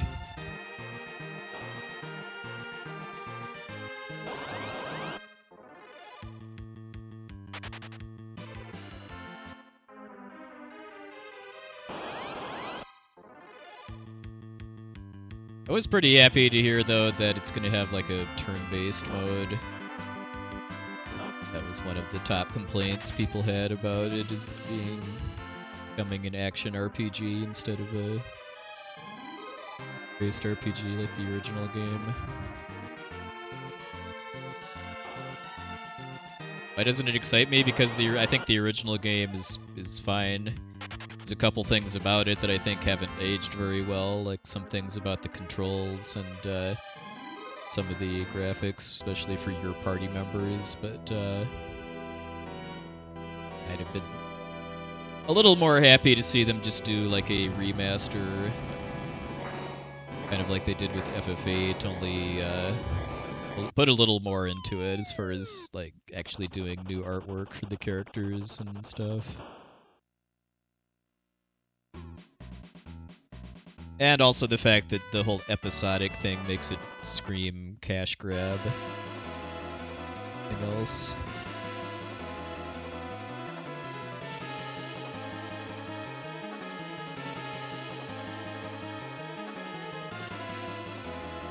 Yeah, oh yeah, the translation isn't that hot in the original game too. I mean, that's something that's easily fixable enough to...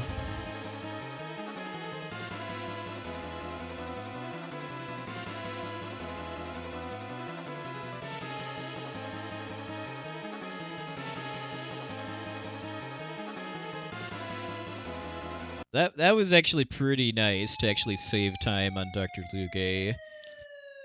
I can save some more time on Rubicante and get to at least under an hour in the red. That'll be pretty good shape for being able to potentially get like a 309 or so. Have a good end game afterwards. My quote-unquote final goal right now is 308, but we should see how long I feel like doing runs. Thanks, Kefka time.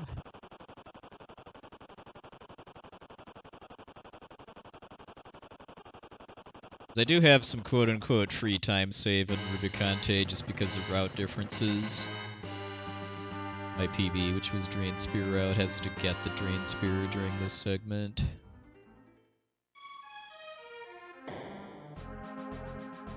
Which version of this game do I think is the best? Well, as far as which version of this game I would recommend to somebody that has never played any version of FF4 before, I would say either the PSP or PC versions.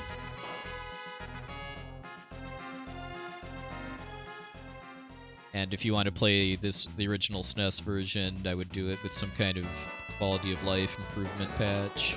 Like the one I've probably heard the best things about is called FF4 Naming Way Edition. The PC version is a port of the DS version. Yeah, it has some other changes to it too. Yeah, I've seen the Naming Way edition, and yeah, it looks like it looks like what I'd want to see in a quality of life patch, as far as not really changing anything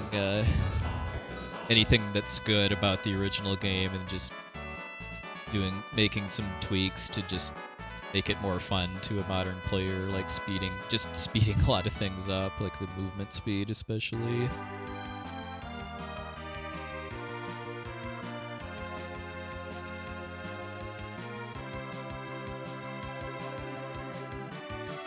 Well, for starters, it restores all of the content that was cut out of this version of FF4, because the Japanese Super Famicom version has a lot of extra items, abilities, and other little things that just got taken out of the game to make it simpler for Westerners.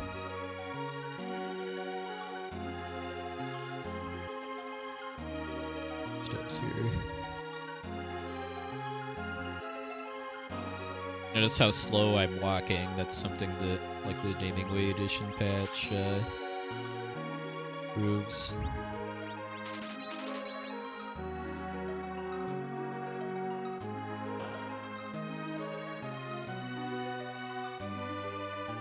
Forget if it does anything like adding like extra stuff to the menus to make it easier to tell what like items and equipment actually do. Like, that is one fairly significant issue I have with this version of the game, is that in order to actually tell like how equipment affects your stats, you just have to basically put it on and then look at your stats. Later Square RPGs will just tell you in the equip screen if equipping something is going to like raise or lower stats. I know there's a mod that Crow, I think, made that's in randomizer now that makes the equip screen more informative. Yeah, the PC version is a port of the mobile version, so it has some things with the UI that kind of reflect that, as far as like the command buttons being kind of big, but it looks fine to me. Although I have not played it personally, I only played on DS.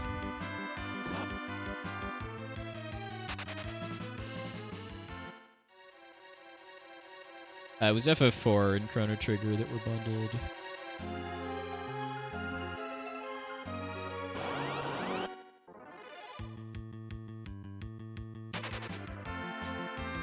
You got 2 back attacks or ambushes, but not the one that hurts, as far as the big bats. Hey, Mike. Yeah, I was kind of surprised to hear that, too. As the Switch version of The World Ends With You looks way higher quality than most like mobile to console or PC ports that I've seen.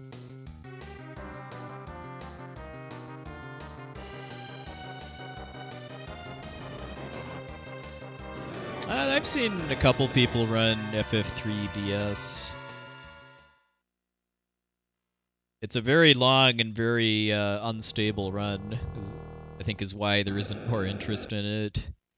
It's like 7 hours or so, and it's really easy to die to the final boss, and probably other places too.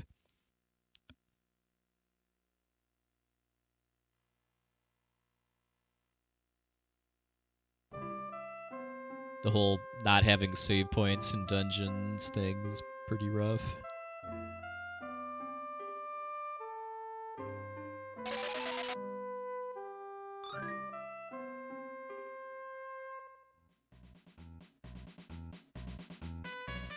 Yeah, they didn't, and you're very limited as far as like having Phoenix Downs in FF3DS too. Like I feel like the only thing they really kind of proved about the game is rebalancing a bunch of the jobs to make them more useful.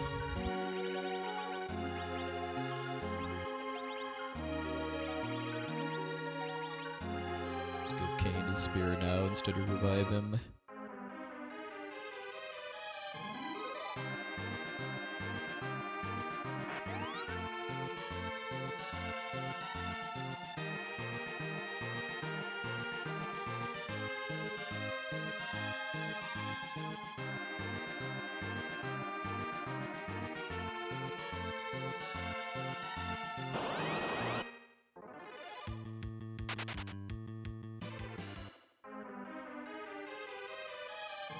FF3 is a game where I honestly don't really know what to say as far as like which version of the game I would recommend.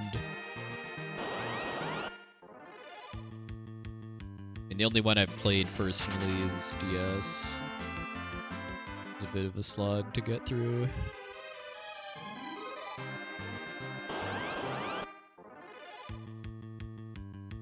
I know there's a PSP version of it too, which isn't the same as the best version is FF6. You won't hear any strenuous disagreement here. I mean, one thing about FF3 I would say too is that FF5 just does everything FF3 did better. As far as a job system Final Fantasy game. But I know one kind of nasty thing about FF3 is that you get penalized for switching jobs. There's this kind of cooldown period after you switch jobs. Before you can like continue learning new job abilities and stuff. Yeah, Toad, I definitely agree.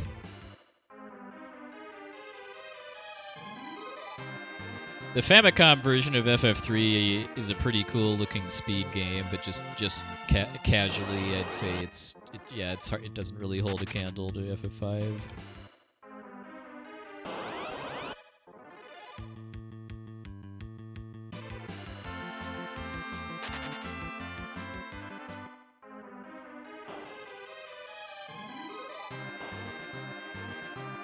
Famicom FF3 has all kinds of wacky glitches that amazing things in a speedrun.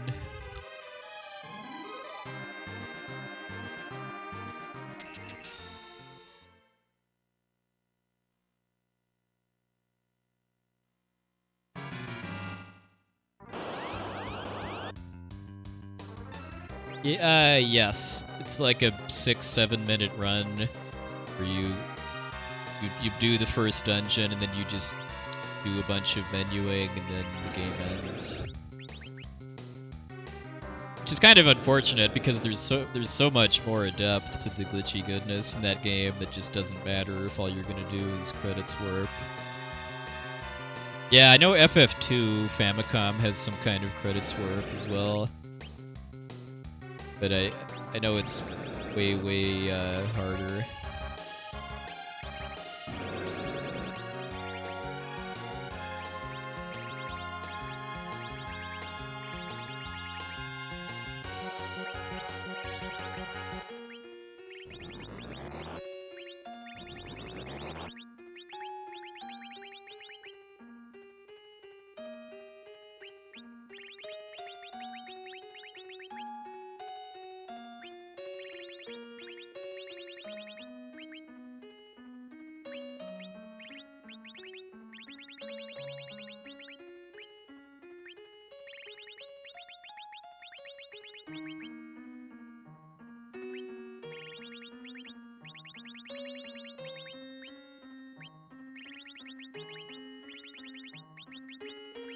Some kind of decidedly B-tier inventory management.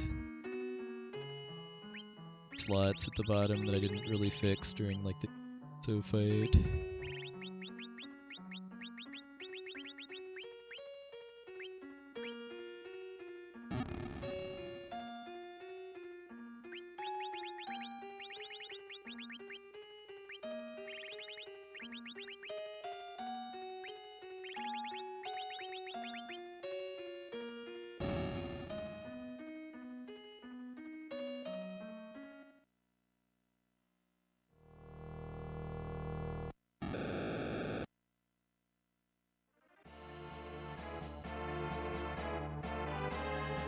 Kind of reminds me of the letter in Robotrek.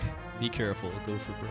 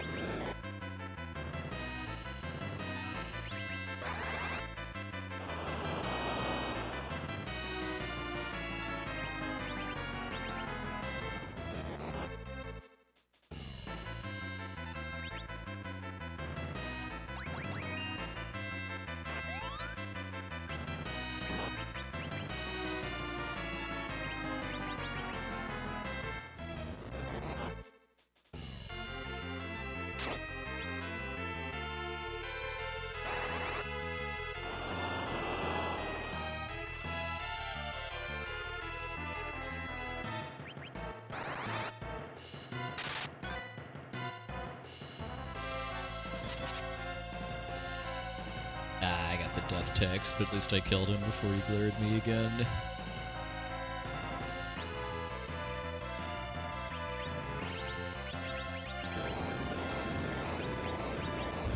That happens if you, I believe, Cecil attacks him when very low health.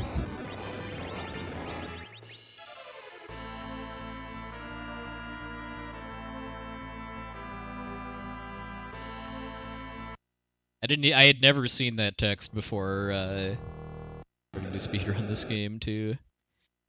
No, the seed manipulation just affects which tiles I get random encounters on and what the monster groups are. Everything that happens inside battles is separate as far as what controls it. Like Rubicante opening and closing his cape is all just time based. Like really most of the bosses in this game follow pretty simple scripts as far as what they do on each turn. The game does disguise the simplicity of a lot of the boss fights via counterattacks too. Because like whenever Rubicante casts Fire 2 on your whole party, that's actually a counter. All that he kind of naturally does is just open and close his cape, use glare, and melee attacks when the cape is closed.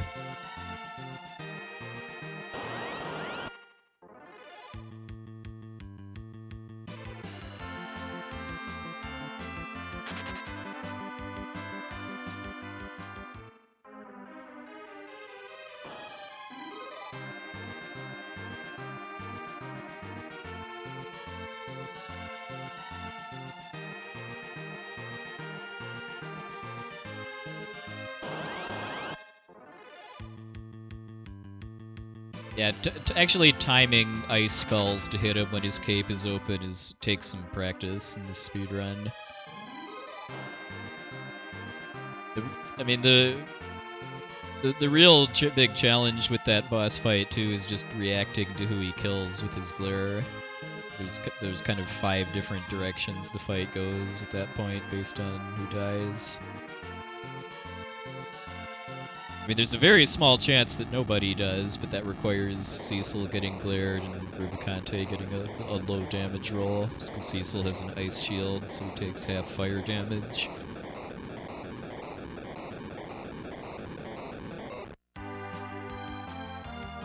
Yeah, overall, I would probably say I like the style of Chrono Trigger or other games where you can avoid a lot of combat if you want to.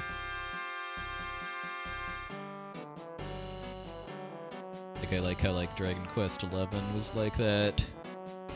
But Octopath Traveler having actual random encounters also didn't bother me, just because when you use the evasive maneuvers skill, that lowers the encounter rate enough that the dungeons never really felt like a slog. I'd only be looking at probably 5-6 fights or so total in an entire dungeon, which I'd say is pretty reasonable.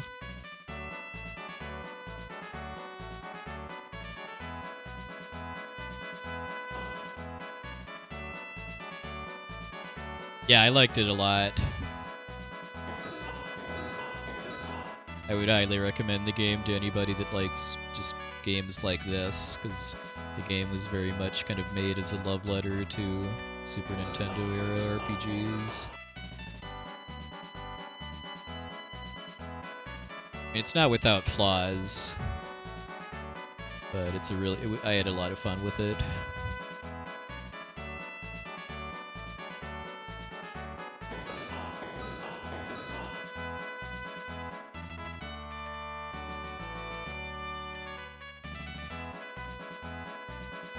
We're coming up, by the way, on the only major skip in this category, which is skipping the sealed cave.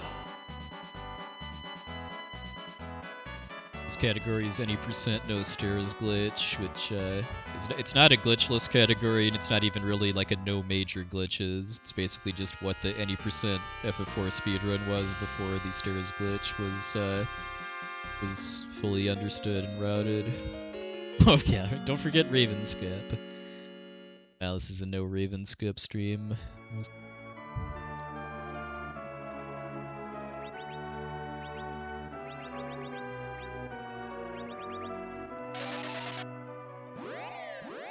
Oh, I did want to.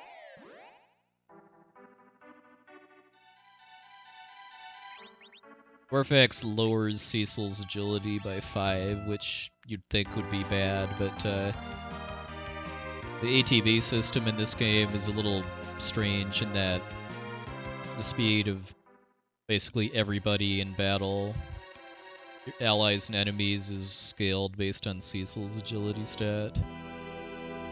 A lot of cases where making Cecil slower is better.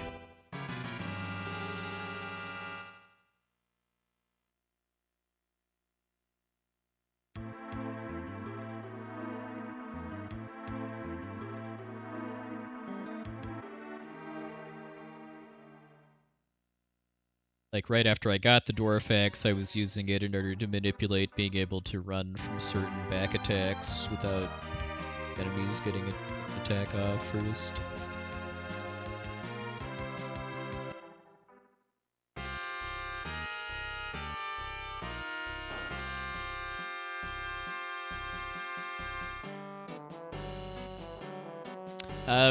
I skipped Sealed Cave by casting the Warp spell after Calbrenna and Golbez.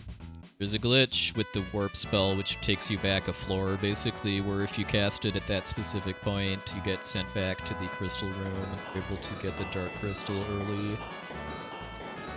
And when you go to the Sealed Cave and step on the tile in front of the door, if you have the Dark Crystal in your inventory, that activates the cutscene of Kain stealing it and running off, which advances the story to being able to go to the moon.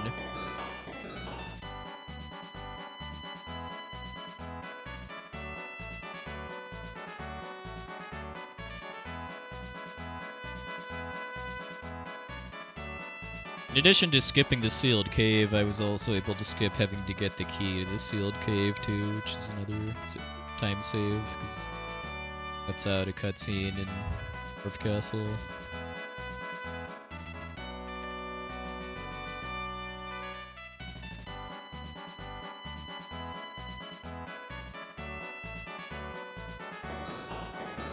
Alright, so I want to say this is probably the best pace I've been on since deresting the game. I don't know if I've actually been like less than a minute in the red at this point. I've got 2.5 to 3 minutes I can save in the end game if it goes well enough. I don't know if getting a 309 is too realistic at this point, but 310 is definitely on the table.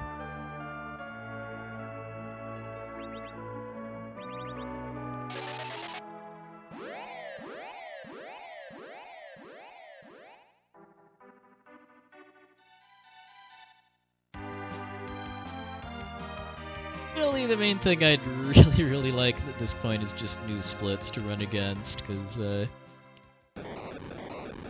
having to run against splits that use a different route are get kind of old after a while, where I'm just constantly gaining and losing time because of route changes, not really because of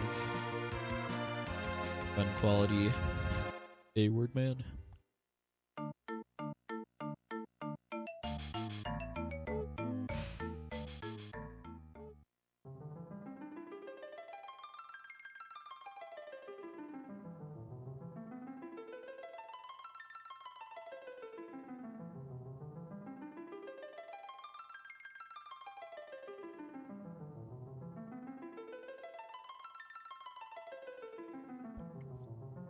Yeah, I'm sure his name's totally not like a biblical reference or anything, and his ultimate weapon in some remakes isn't totally called the Able Lance.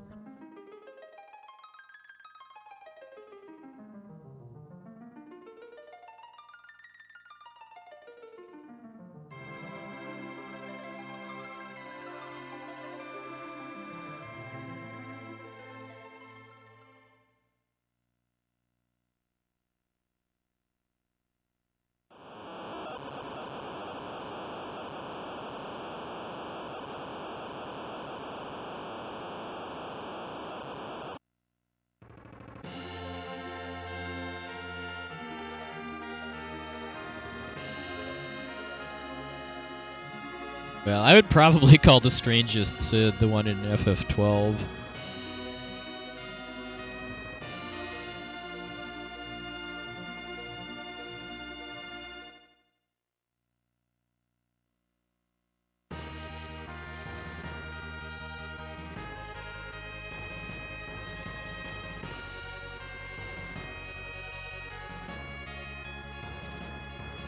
I inconsistently pronounce it Cecil and Cecil.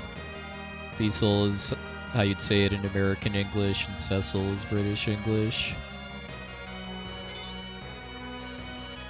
I mean, I always called him Cecil as a kid solely because there was a business in my hometown called Cecil's Shoe Repair that had TV advertisements with that name.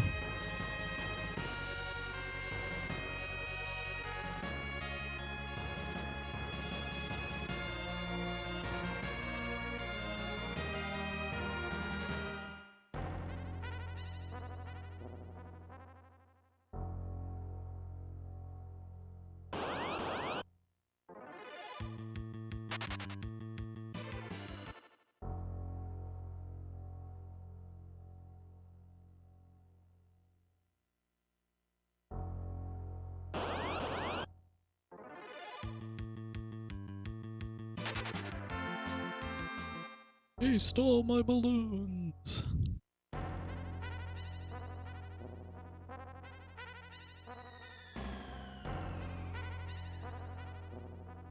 I mean, my rule of thumb when it comes to pronouncing names of fictional things in games that don't have voice acting is that it's fair game, as long as it's some kind of linguistic logic. But at the same time, I also do not update my pronunciations even if games like get remakes that have voice acting in them. Like, I will always refer to the town in FF7 as Nibelheim, even though I think it's called Nibelheim in, like, Advent Children and stuff like that.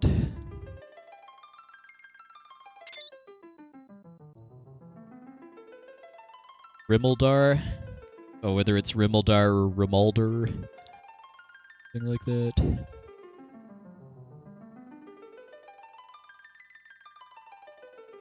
We were actually talking about that in El Magus' stream earlier too, just because most people pronounce one of the major villains in the Lufia games as Gades, rhymes with Hades, but I believe the DS remake that has voice acting calls him Gaddis.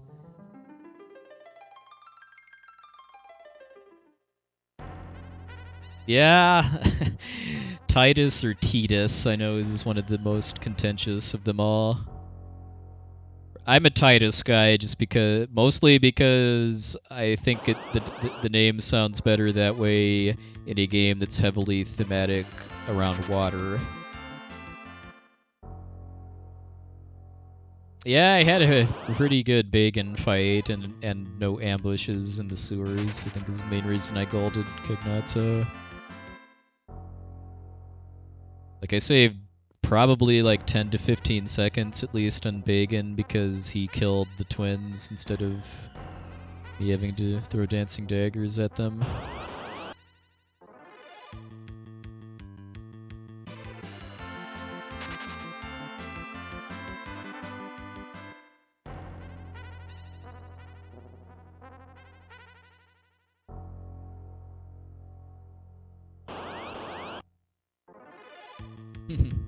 That's a very justified mistake, I would say, is hearing bacon instead of really anything else.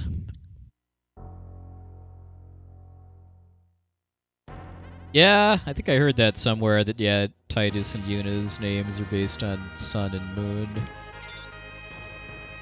So I have a little free time save here because of skipping going to the Hummingway cave. I don't need to buy elixirs in this route.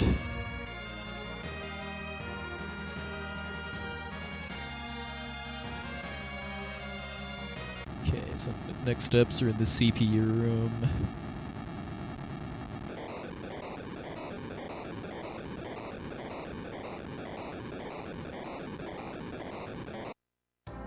And the last ones are in the save room in the subterranean.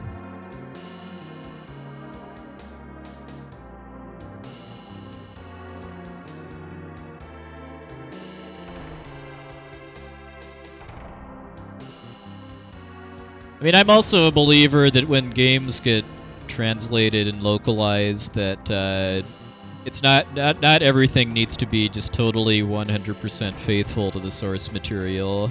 Like an example I like to cite for that is actually the Mega Sisters in this game, because their Japanese names, if you literally translated them into English, would be Dog, Mag, and Rag. Dogu, Magu, and Ragu. I think Sandy, Cindy, and Mindy is a lot better as far as kind of making them sound like they're 3 in 1, basically, but not having names that have other meanings in English. So, Within the Giant hype coming up soon.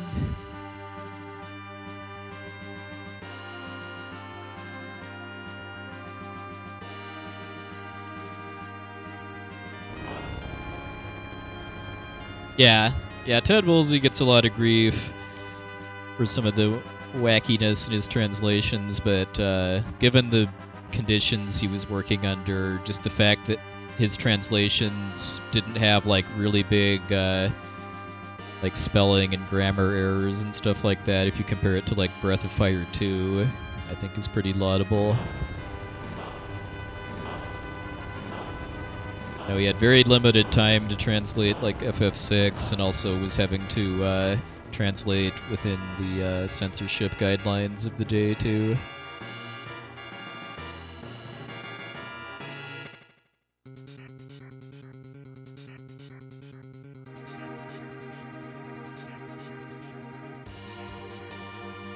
anyone's new to this run, we're coming up on the only real level grinding that's required.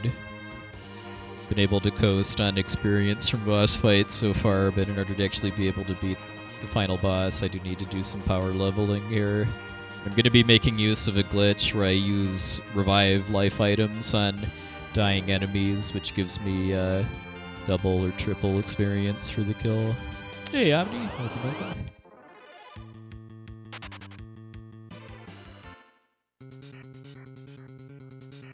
This is the main payoff for all the seed and step manipulations I've been doing too, is just knowing that, I think it's the first encounter I'm gonna get in the passage area is gonna be the grind fight. As will the third encounter too, so if something were to go wrong, I'd have another shot at it.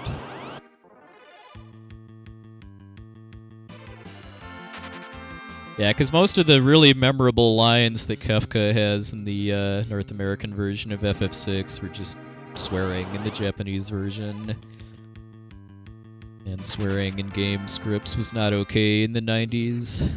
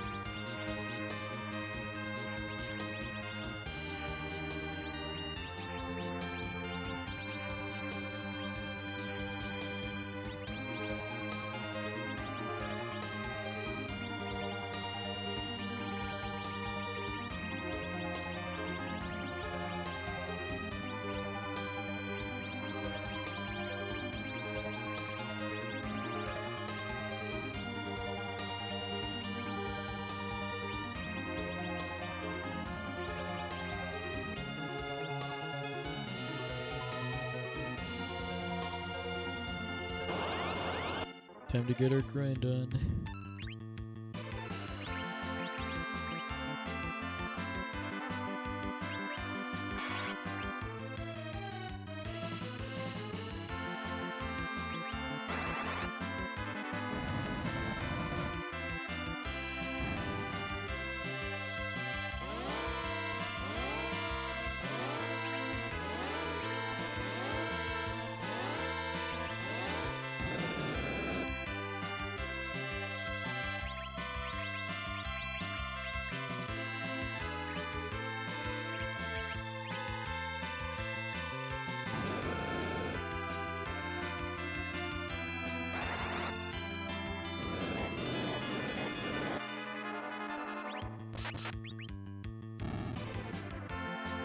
It's 3 kills out of 18 total that I need.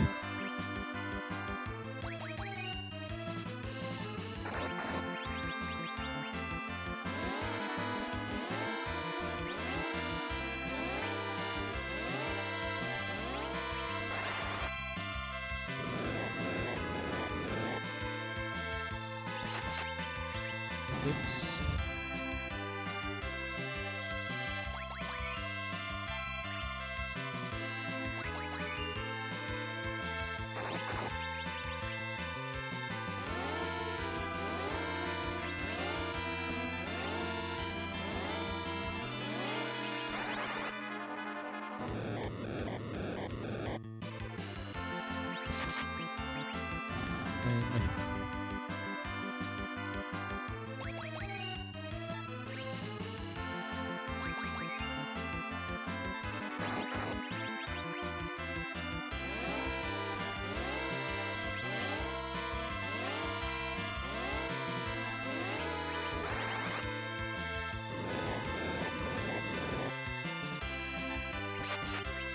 12.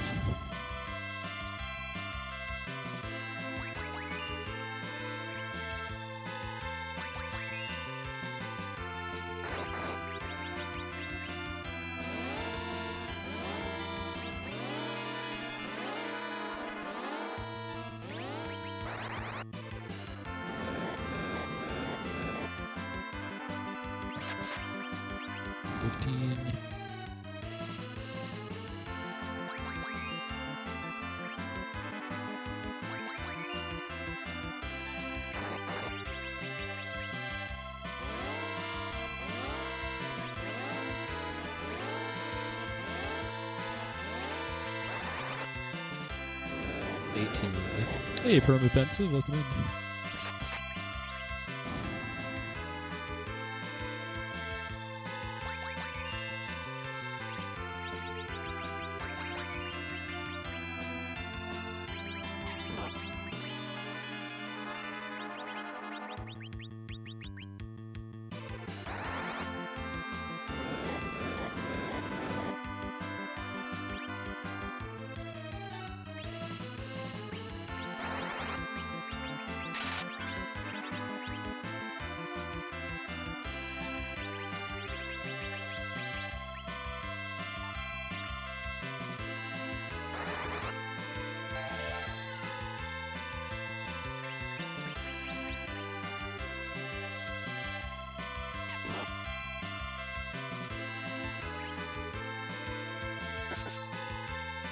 All right, good. And yeah, like Shinbreaker said, it's because the grind fight could occur pretty much anywhere, both in this screen and in the screen where the fiends are. So because of that, I just split when I get to the fiends, which is where any possible route variation will sync up. Also, yes, because experience gets split among living characters, feeding all of it to one character is the way to go. And also Kane is getting 750,000 XP off of this too.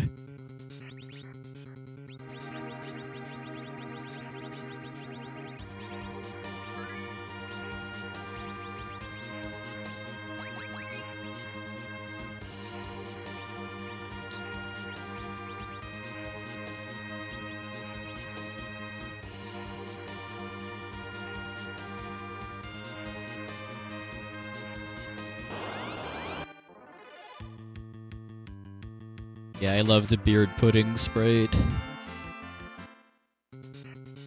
As should everyone else. So this would have been my backup grind fight if something had gone wrong with the first one.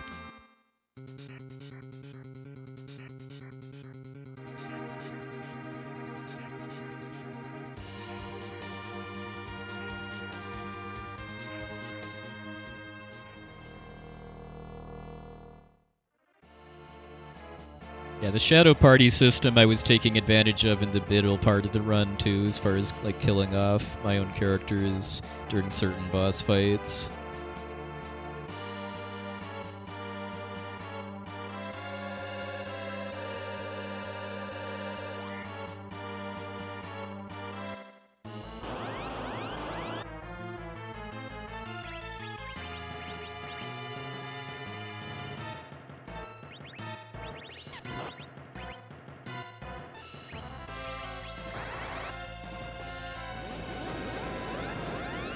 Doing some more glitching here in order to actually skip 3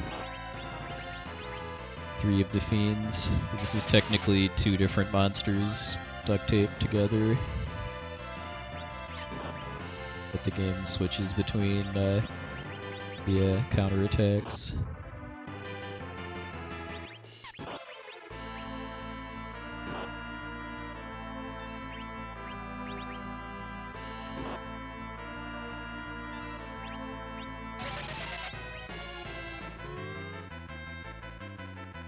Hey, LV Chase, welcome in.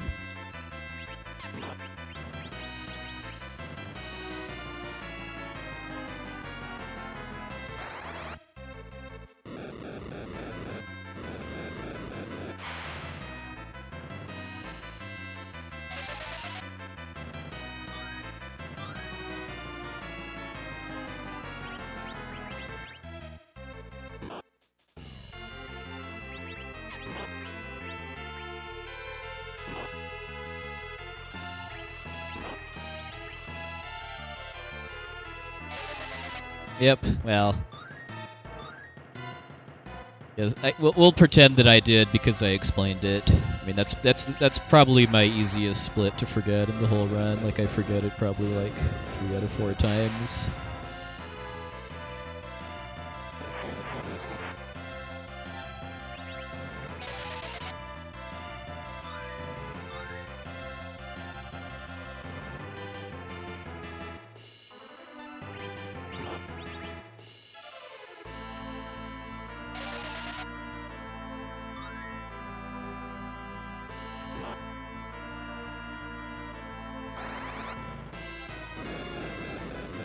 Lost my wall because of how long it took Edge to die.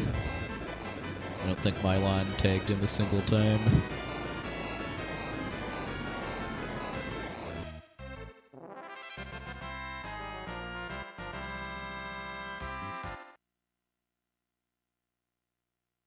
So I have 34 steps in the CPU room.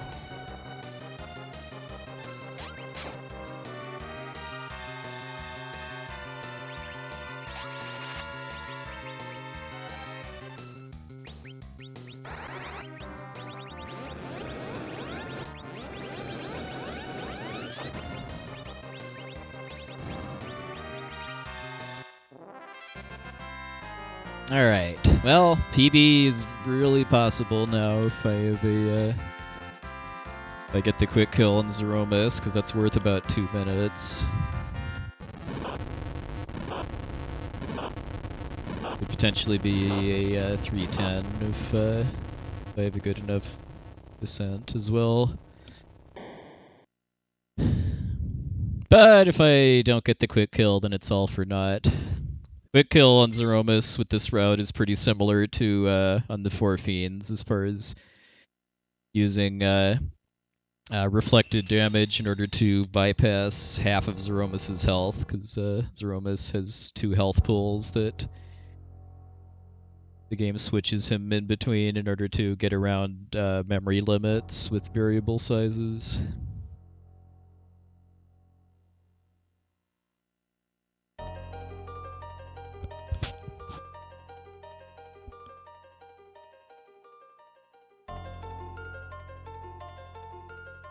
And yeah, that's definitely the origin of why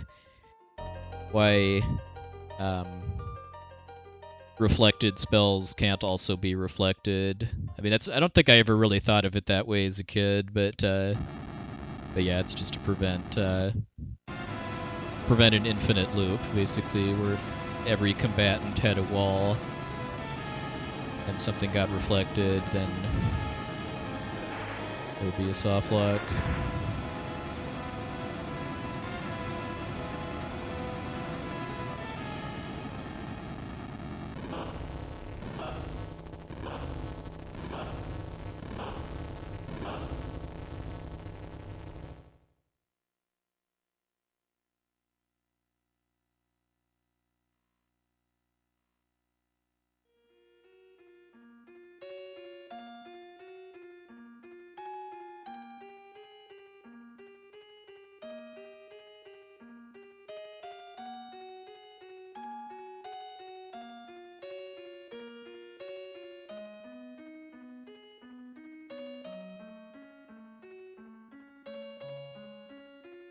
Yeah, I mean, the main tropes of this game are there's always a bigger fish as far as who you think is a villain is actually just being manipulated by somebody else, and that nobody really dies. Well, except Tilla and Anna, but everybody else that you think dies doesn't really.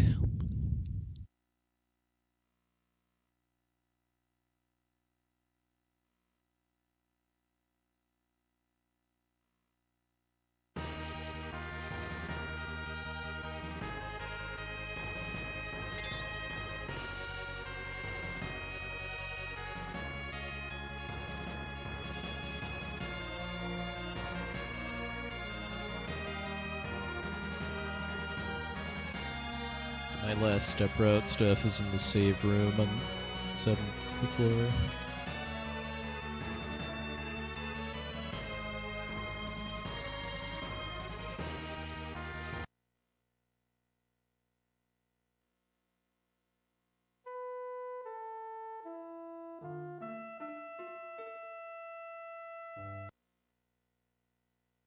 Now, Disgaea, I've never played a Disgaea game, but I know there's some pretty wild and wacky stuff in those games.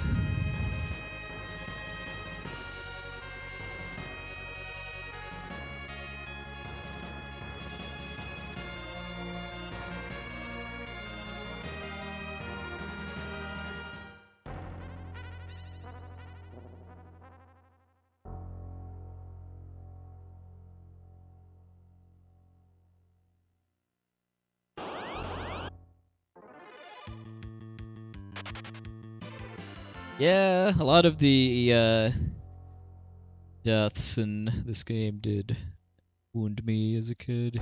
The real deaths.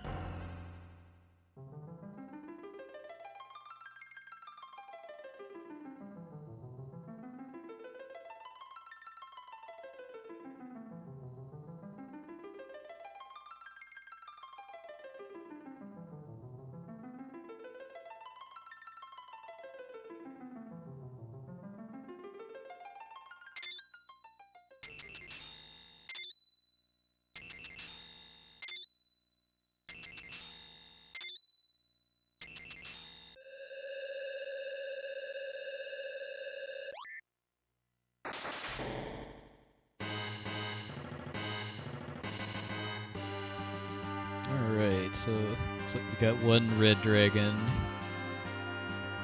Not for a while though. Red dragons are the most dangerous random encounter in the whole game.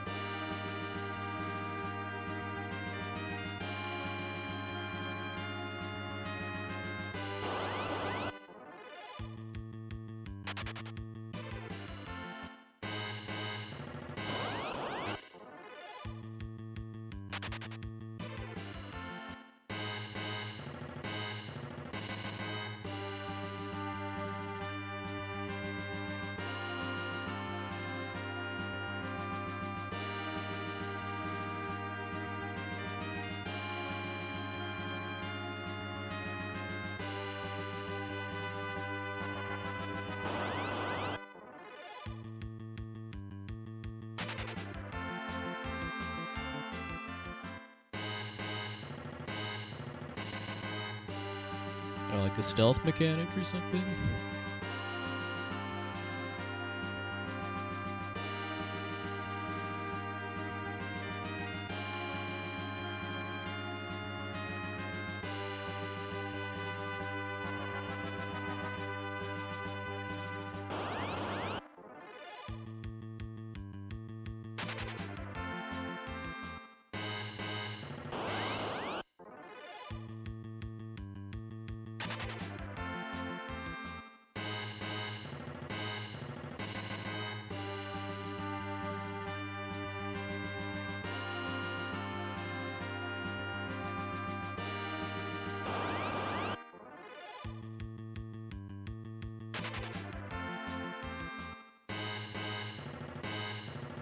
Yeah, oops.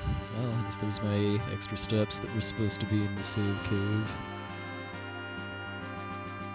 The next floor.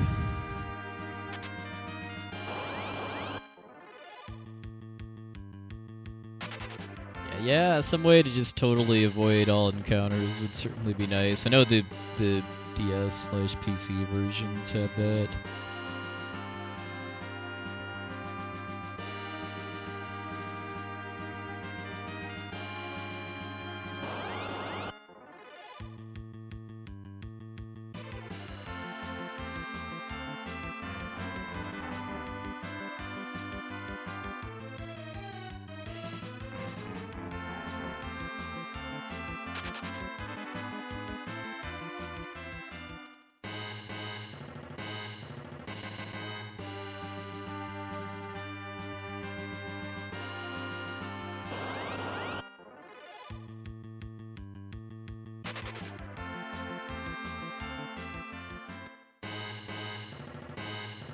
Now, the money you drop is 25% the value of the fight.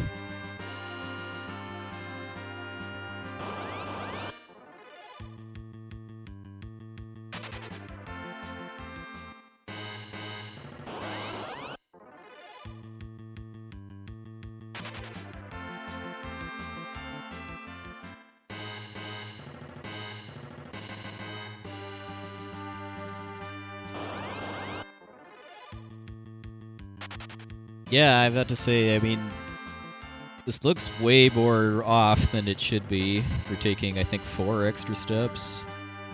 Like the steps I took in the CPU room were off or something. Hey, Faizu Morning's here. I mean, the rate of return on step routing past the grind fight isn't that high. It's mostly just avoiding red dragons and evil masks around here.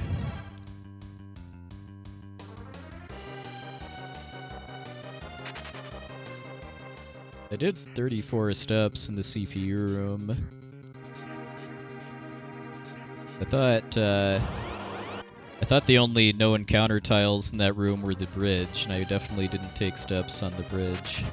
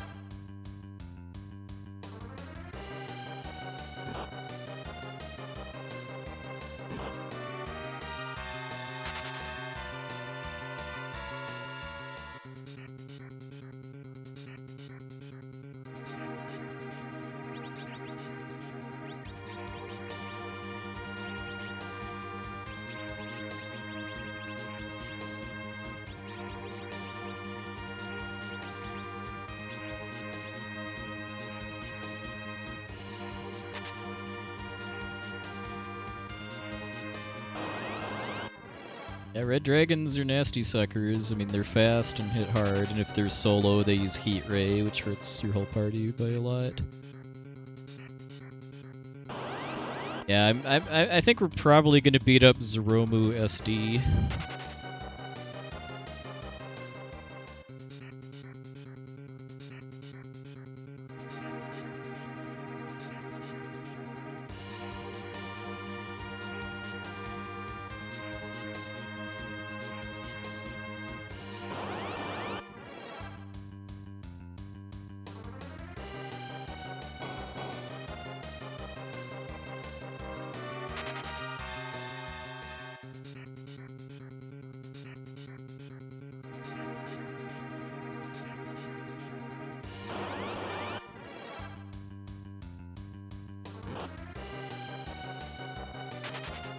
Well, this is what I think the last two floors have been what I was expecting.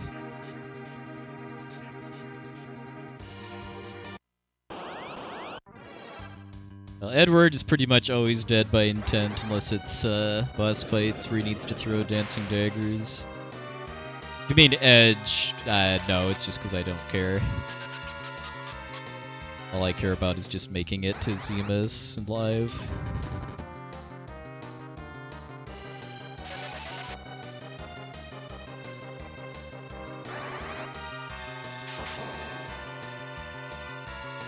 You get a full heal before actually fighting Zeromus.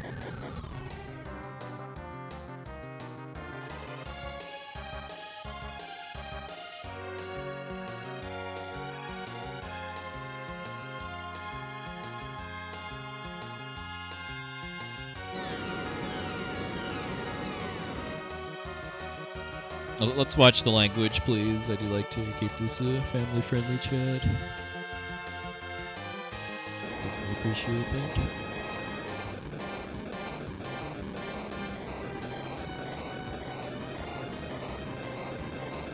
Ah, it's all good.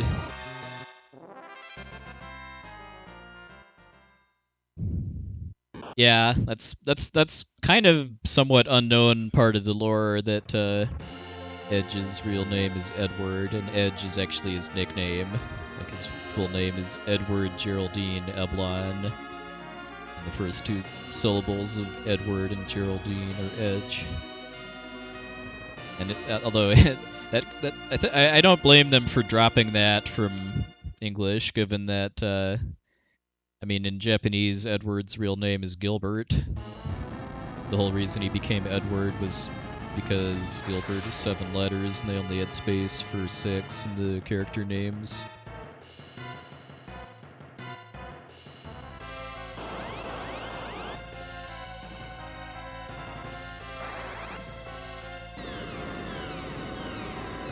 Qbert. Hey, Zellard, welcome in. I don't know if that's ever actually like said in any version of this game, or if that's from like the after years, or even just from like stuff that the developers wrote about it. But it's kind of neat lore.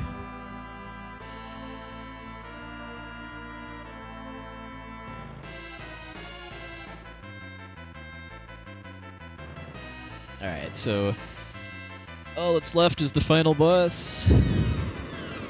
This is moderately difficult and somewhat random quick kill I'm going to be going for, involving Berserking Cane and then reflecting some holy spells off of Wall. Well, it all goes according to plan. I'll skip half of Zeromus's health pool.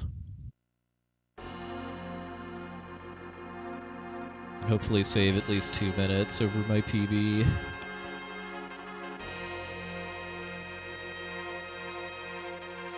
Total PBs, I mean, it's what you're looking at, 311.36.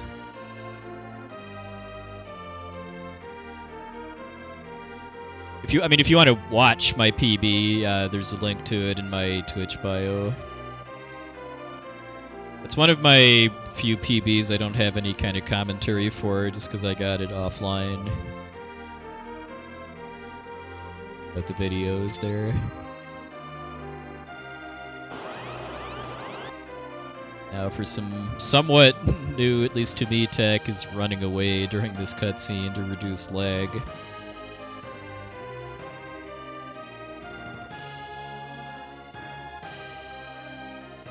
That's interesting, because it felt like they synced back up in the core.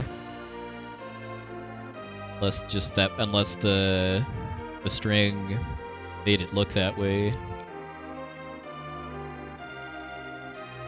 But it kind of felt like the number of encounters per room was off too.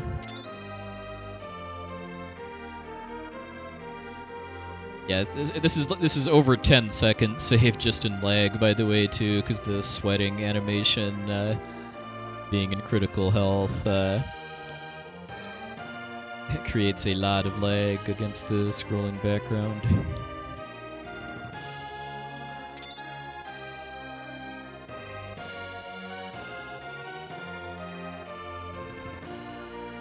Fiddlesticks. Gotta do better next time. I do still feel like I can get at least a lower 311 if this fight goes well. If I lost some time in the descent because of that step mistake. Hey, Tortellius, it's going okay. Yeah, we're right at the end.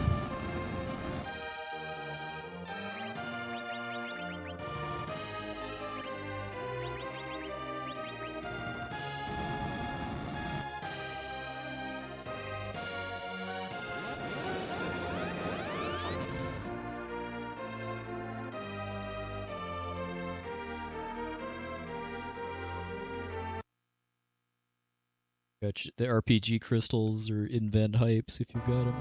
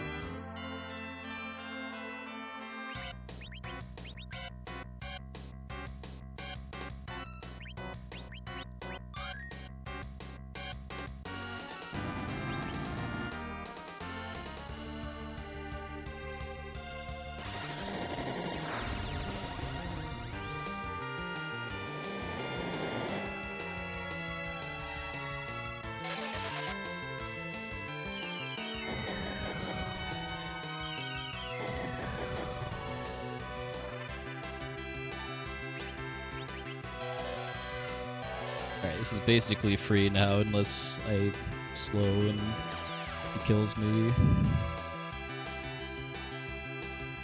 He's coming through with the high damage.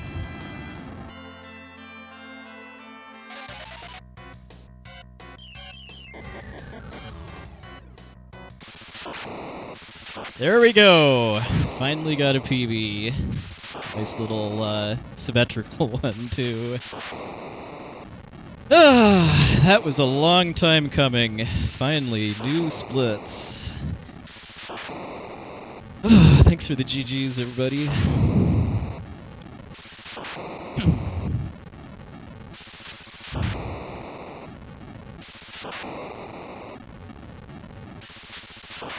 You do take another 2.5 minutes or so off that and hit my goal. Have a good night, Emma Kane.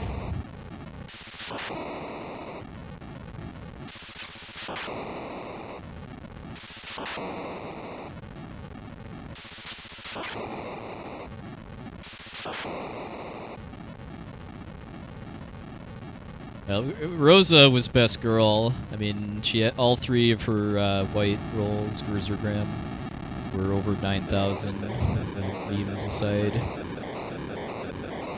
It gets dicey when it's like under 8,000 for the first one as far as how to handle it.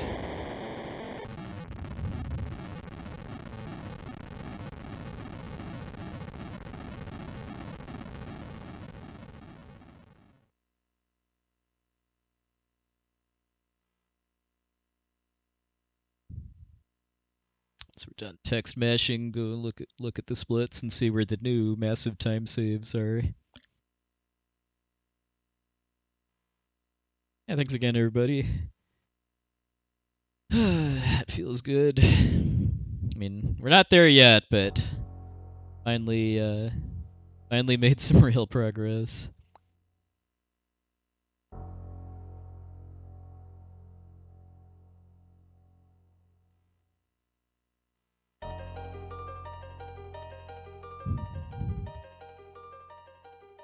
How did the run feel overall? Very, very inconsistent, which is this game in a nutshell.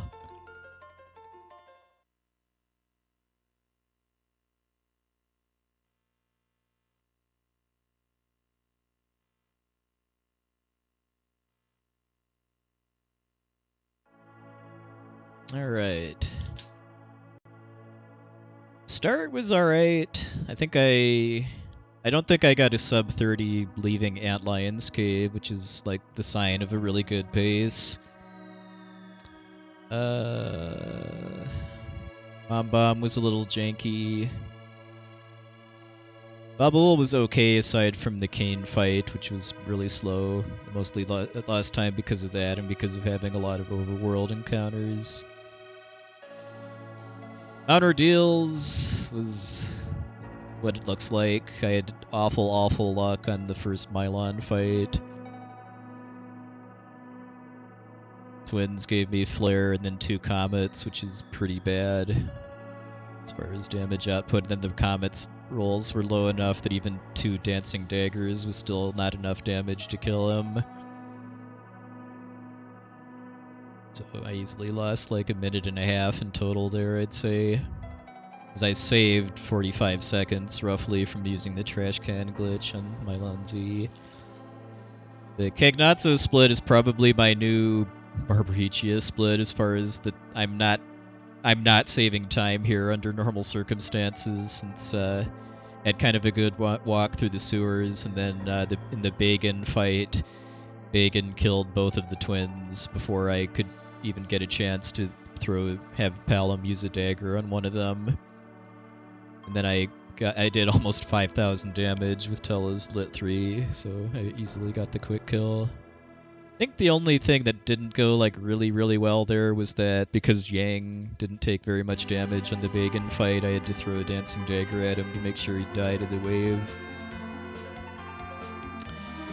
Dark Elf's Cave was okay, although I did choke a fair bit there by not duplicating Yang's hand slot during the Dark Elf fight, so that didn't really cost me time there, but it did later. Tower of Zot was kind of meh. Struggled a little bit with the setup for Flame Dog, and Yang died, and I had to kind of adapt a bit. I also had to do an extra dupe for Cease's sword.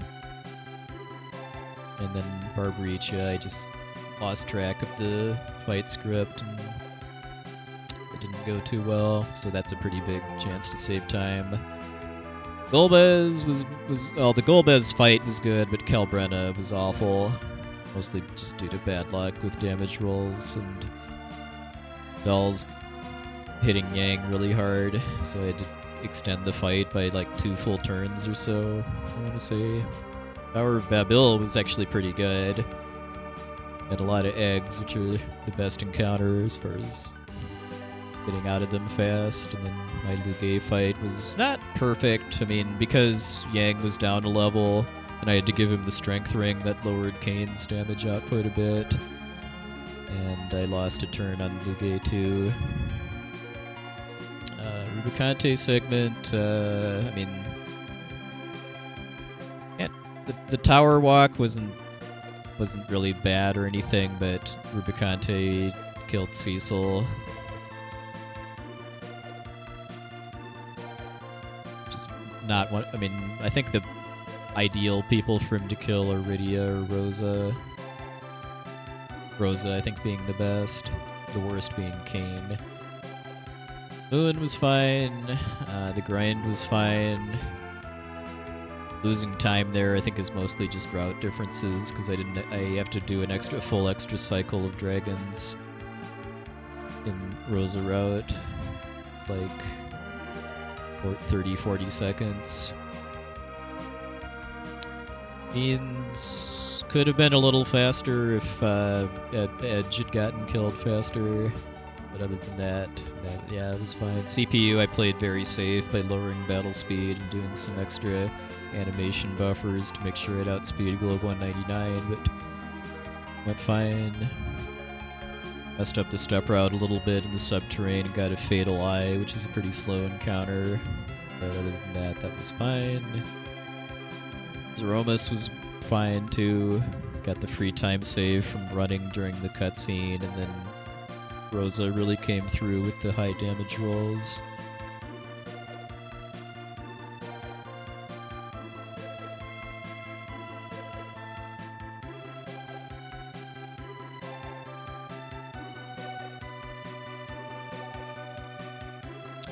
But yeah, like the fact that this was a 22:10 Zeromus segment, and my gold is a 21:37, and that's with both a good walk through the subterranean and then getting the quick kill.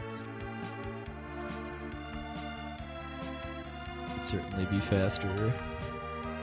But yeah, I guess probably the biggest places that I can save time next run are Mount Ordeals, the Dwarf Castle. That's probably it as far as just like the really big time saves. I mean, this game's got so much RNG in it that I can save little bits everywhere.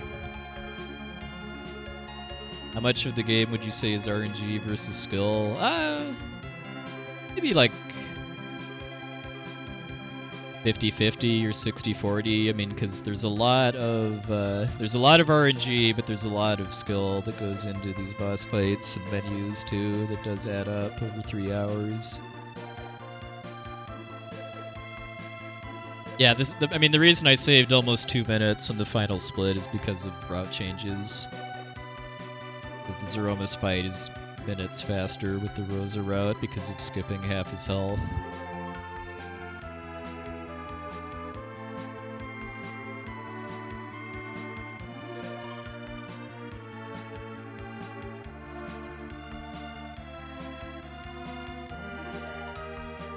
I feel like this run was pretty above average as far as luck with back attacks and ambushes too. Like, I don't think I really had any like really bad time losses from ambushes.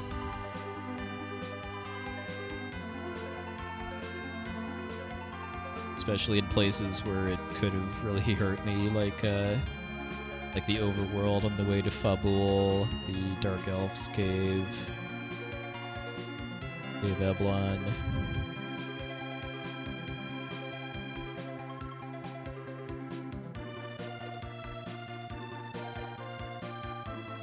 Yeah, it's early enough that I think I might do a quick Final Fantasy Legend run to close out the night, but if anybody's taking off, definitely appreciate the company and support.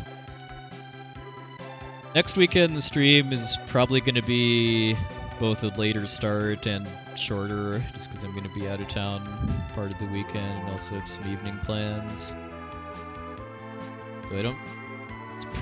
It's kind of unlikely that I'm going to be able to do an FF4 run next weekend, but we'll see. If I can't do this game, I'll do FF Legend, which I'm running for an online RPG marathon next month called Questing for Glory. Now, I finished taking notes off of a Japanese RTA, but I haven't actually finished a full playthrough with it yet. That's another thing I've been working on the side too, is a glitchless category for this game on the Japanese version, which is very, very, very different. Not only because of rules for the run, but also just version differences with the game.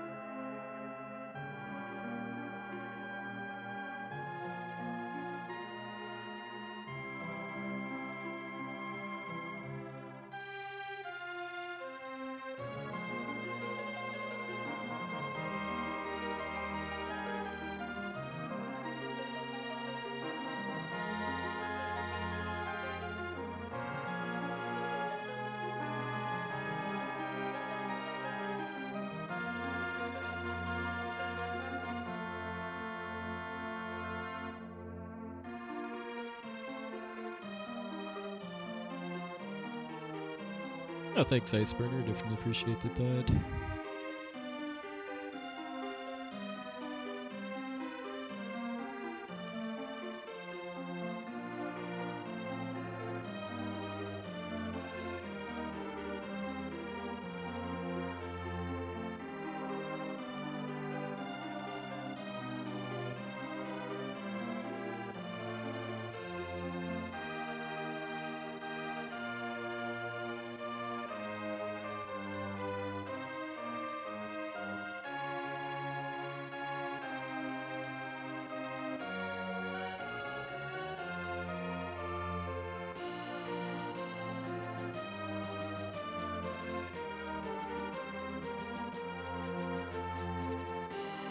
It's not used in all Final Fantasy, but it's used in a lot of them. It's just basically the Final Fantasy theme. It was originally from FF1 when you cross the Bridge of Nisir at the start of the game.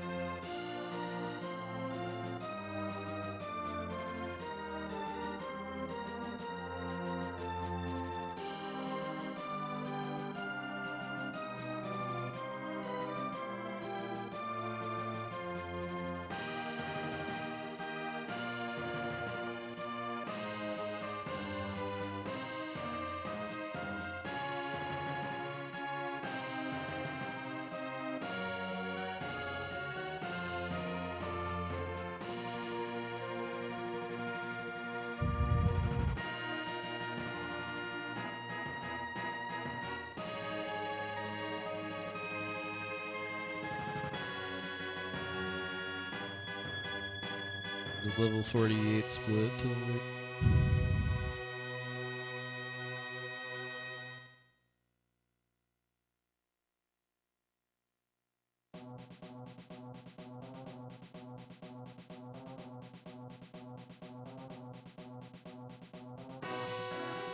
It's 243.50.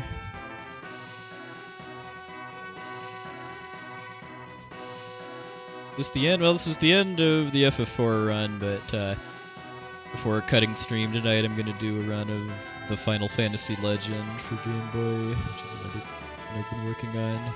It's much shorter though. It's only about an hour.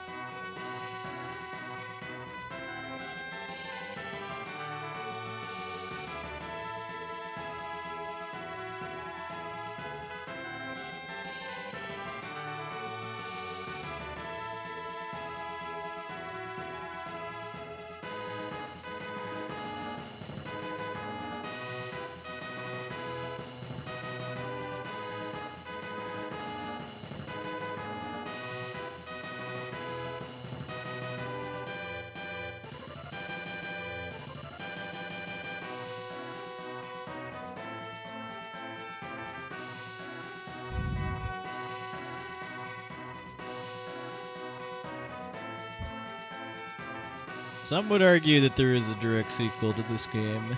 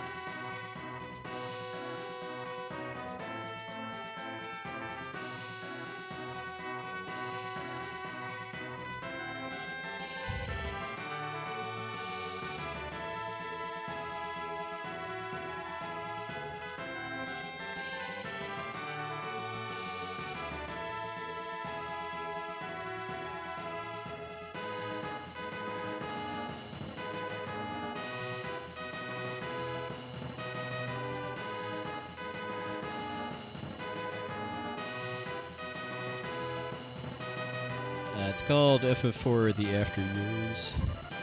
Originally a mobile phone game that then got released on the WiiWare, I think is what it was called.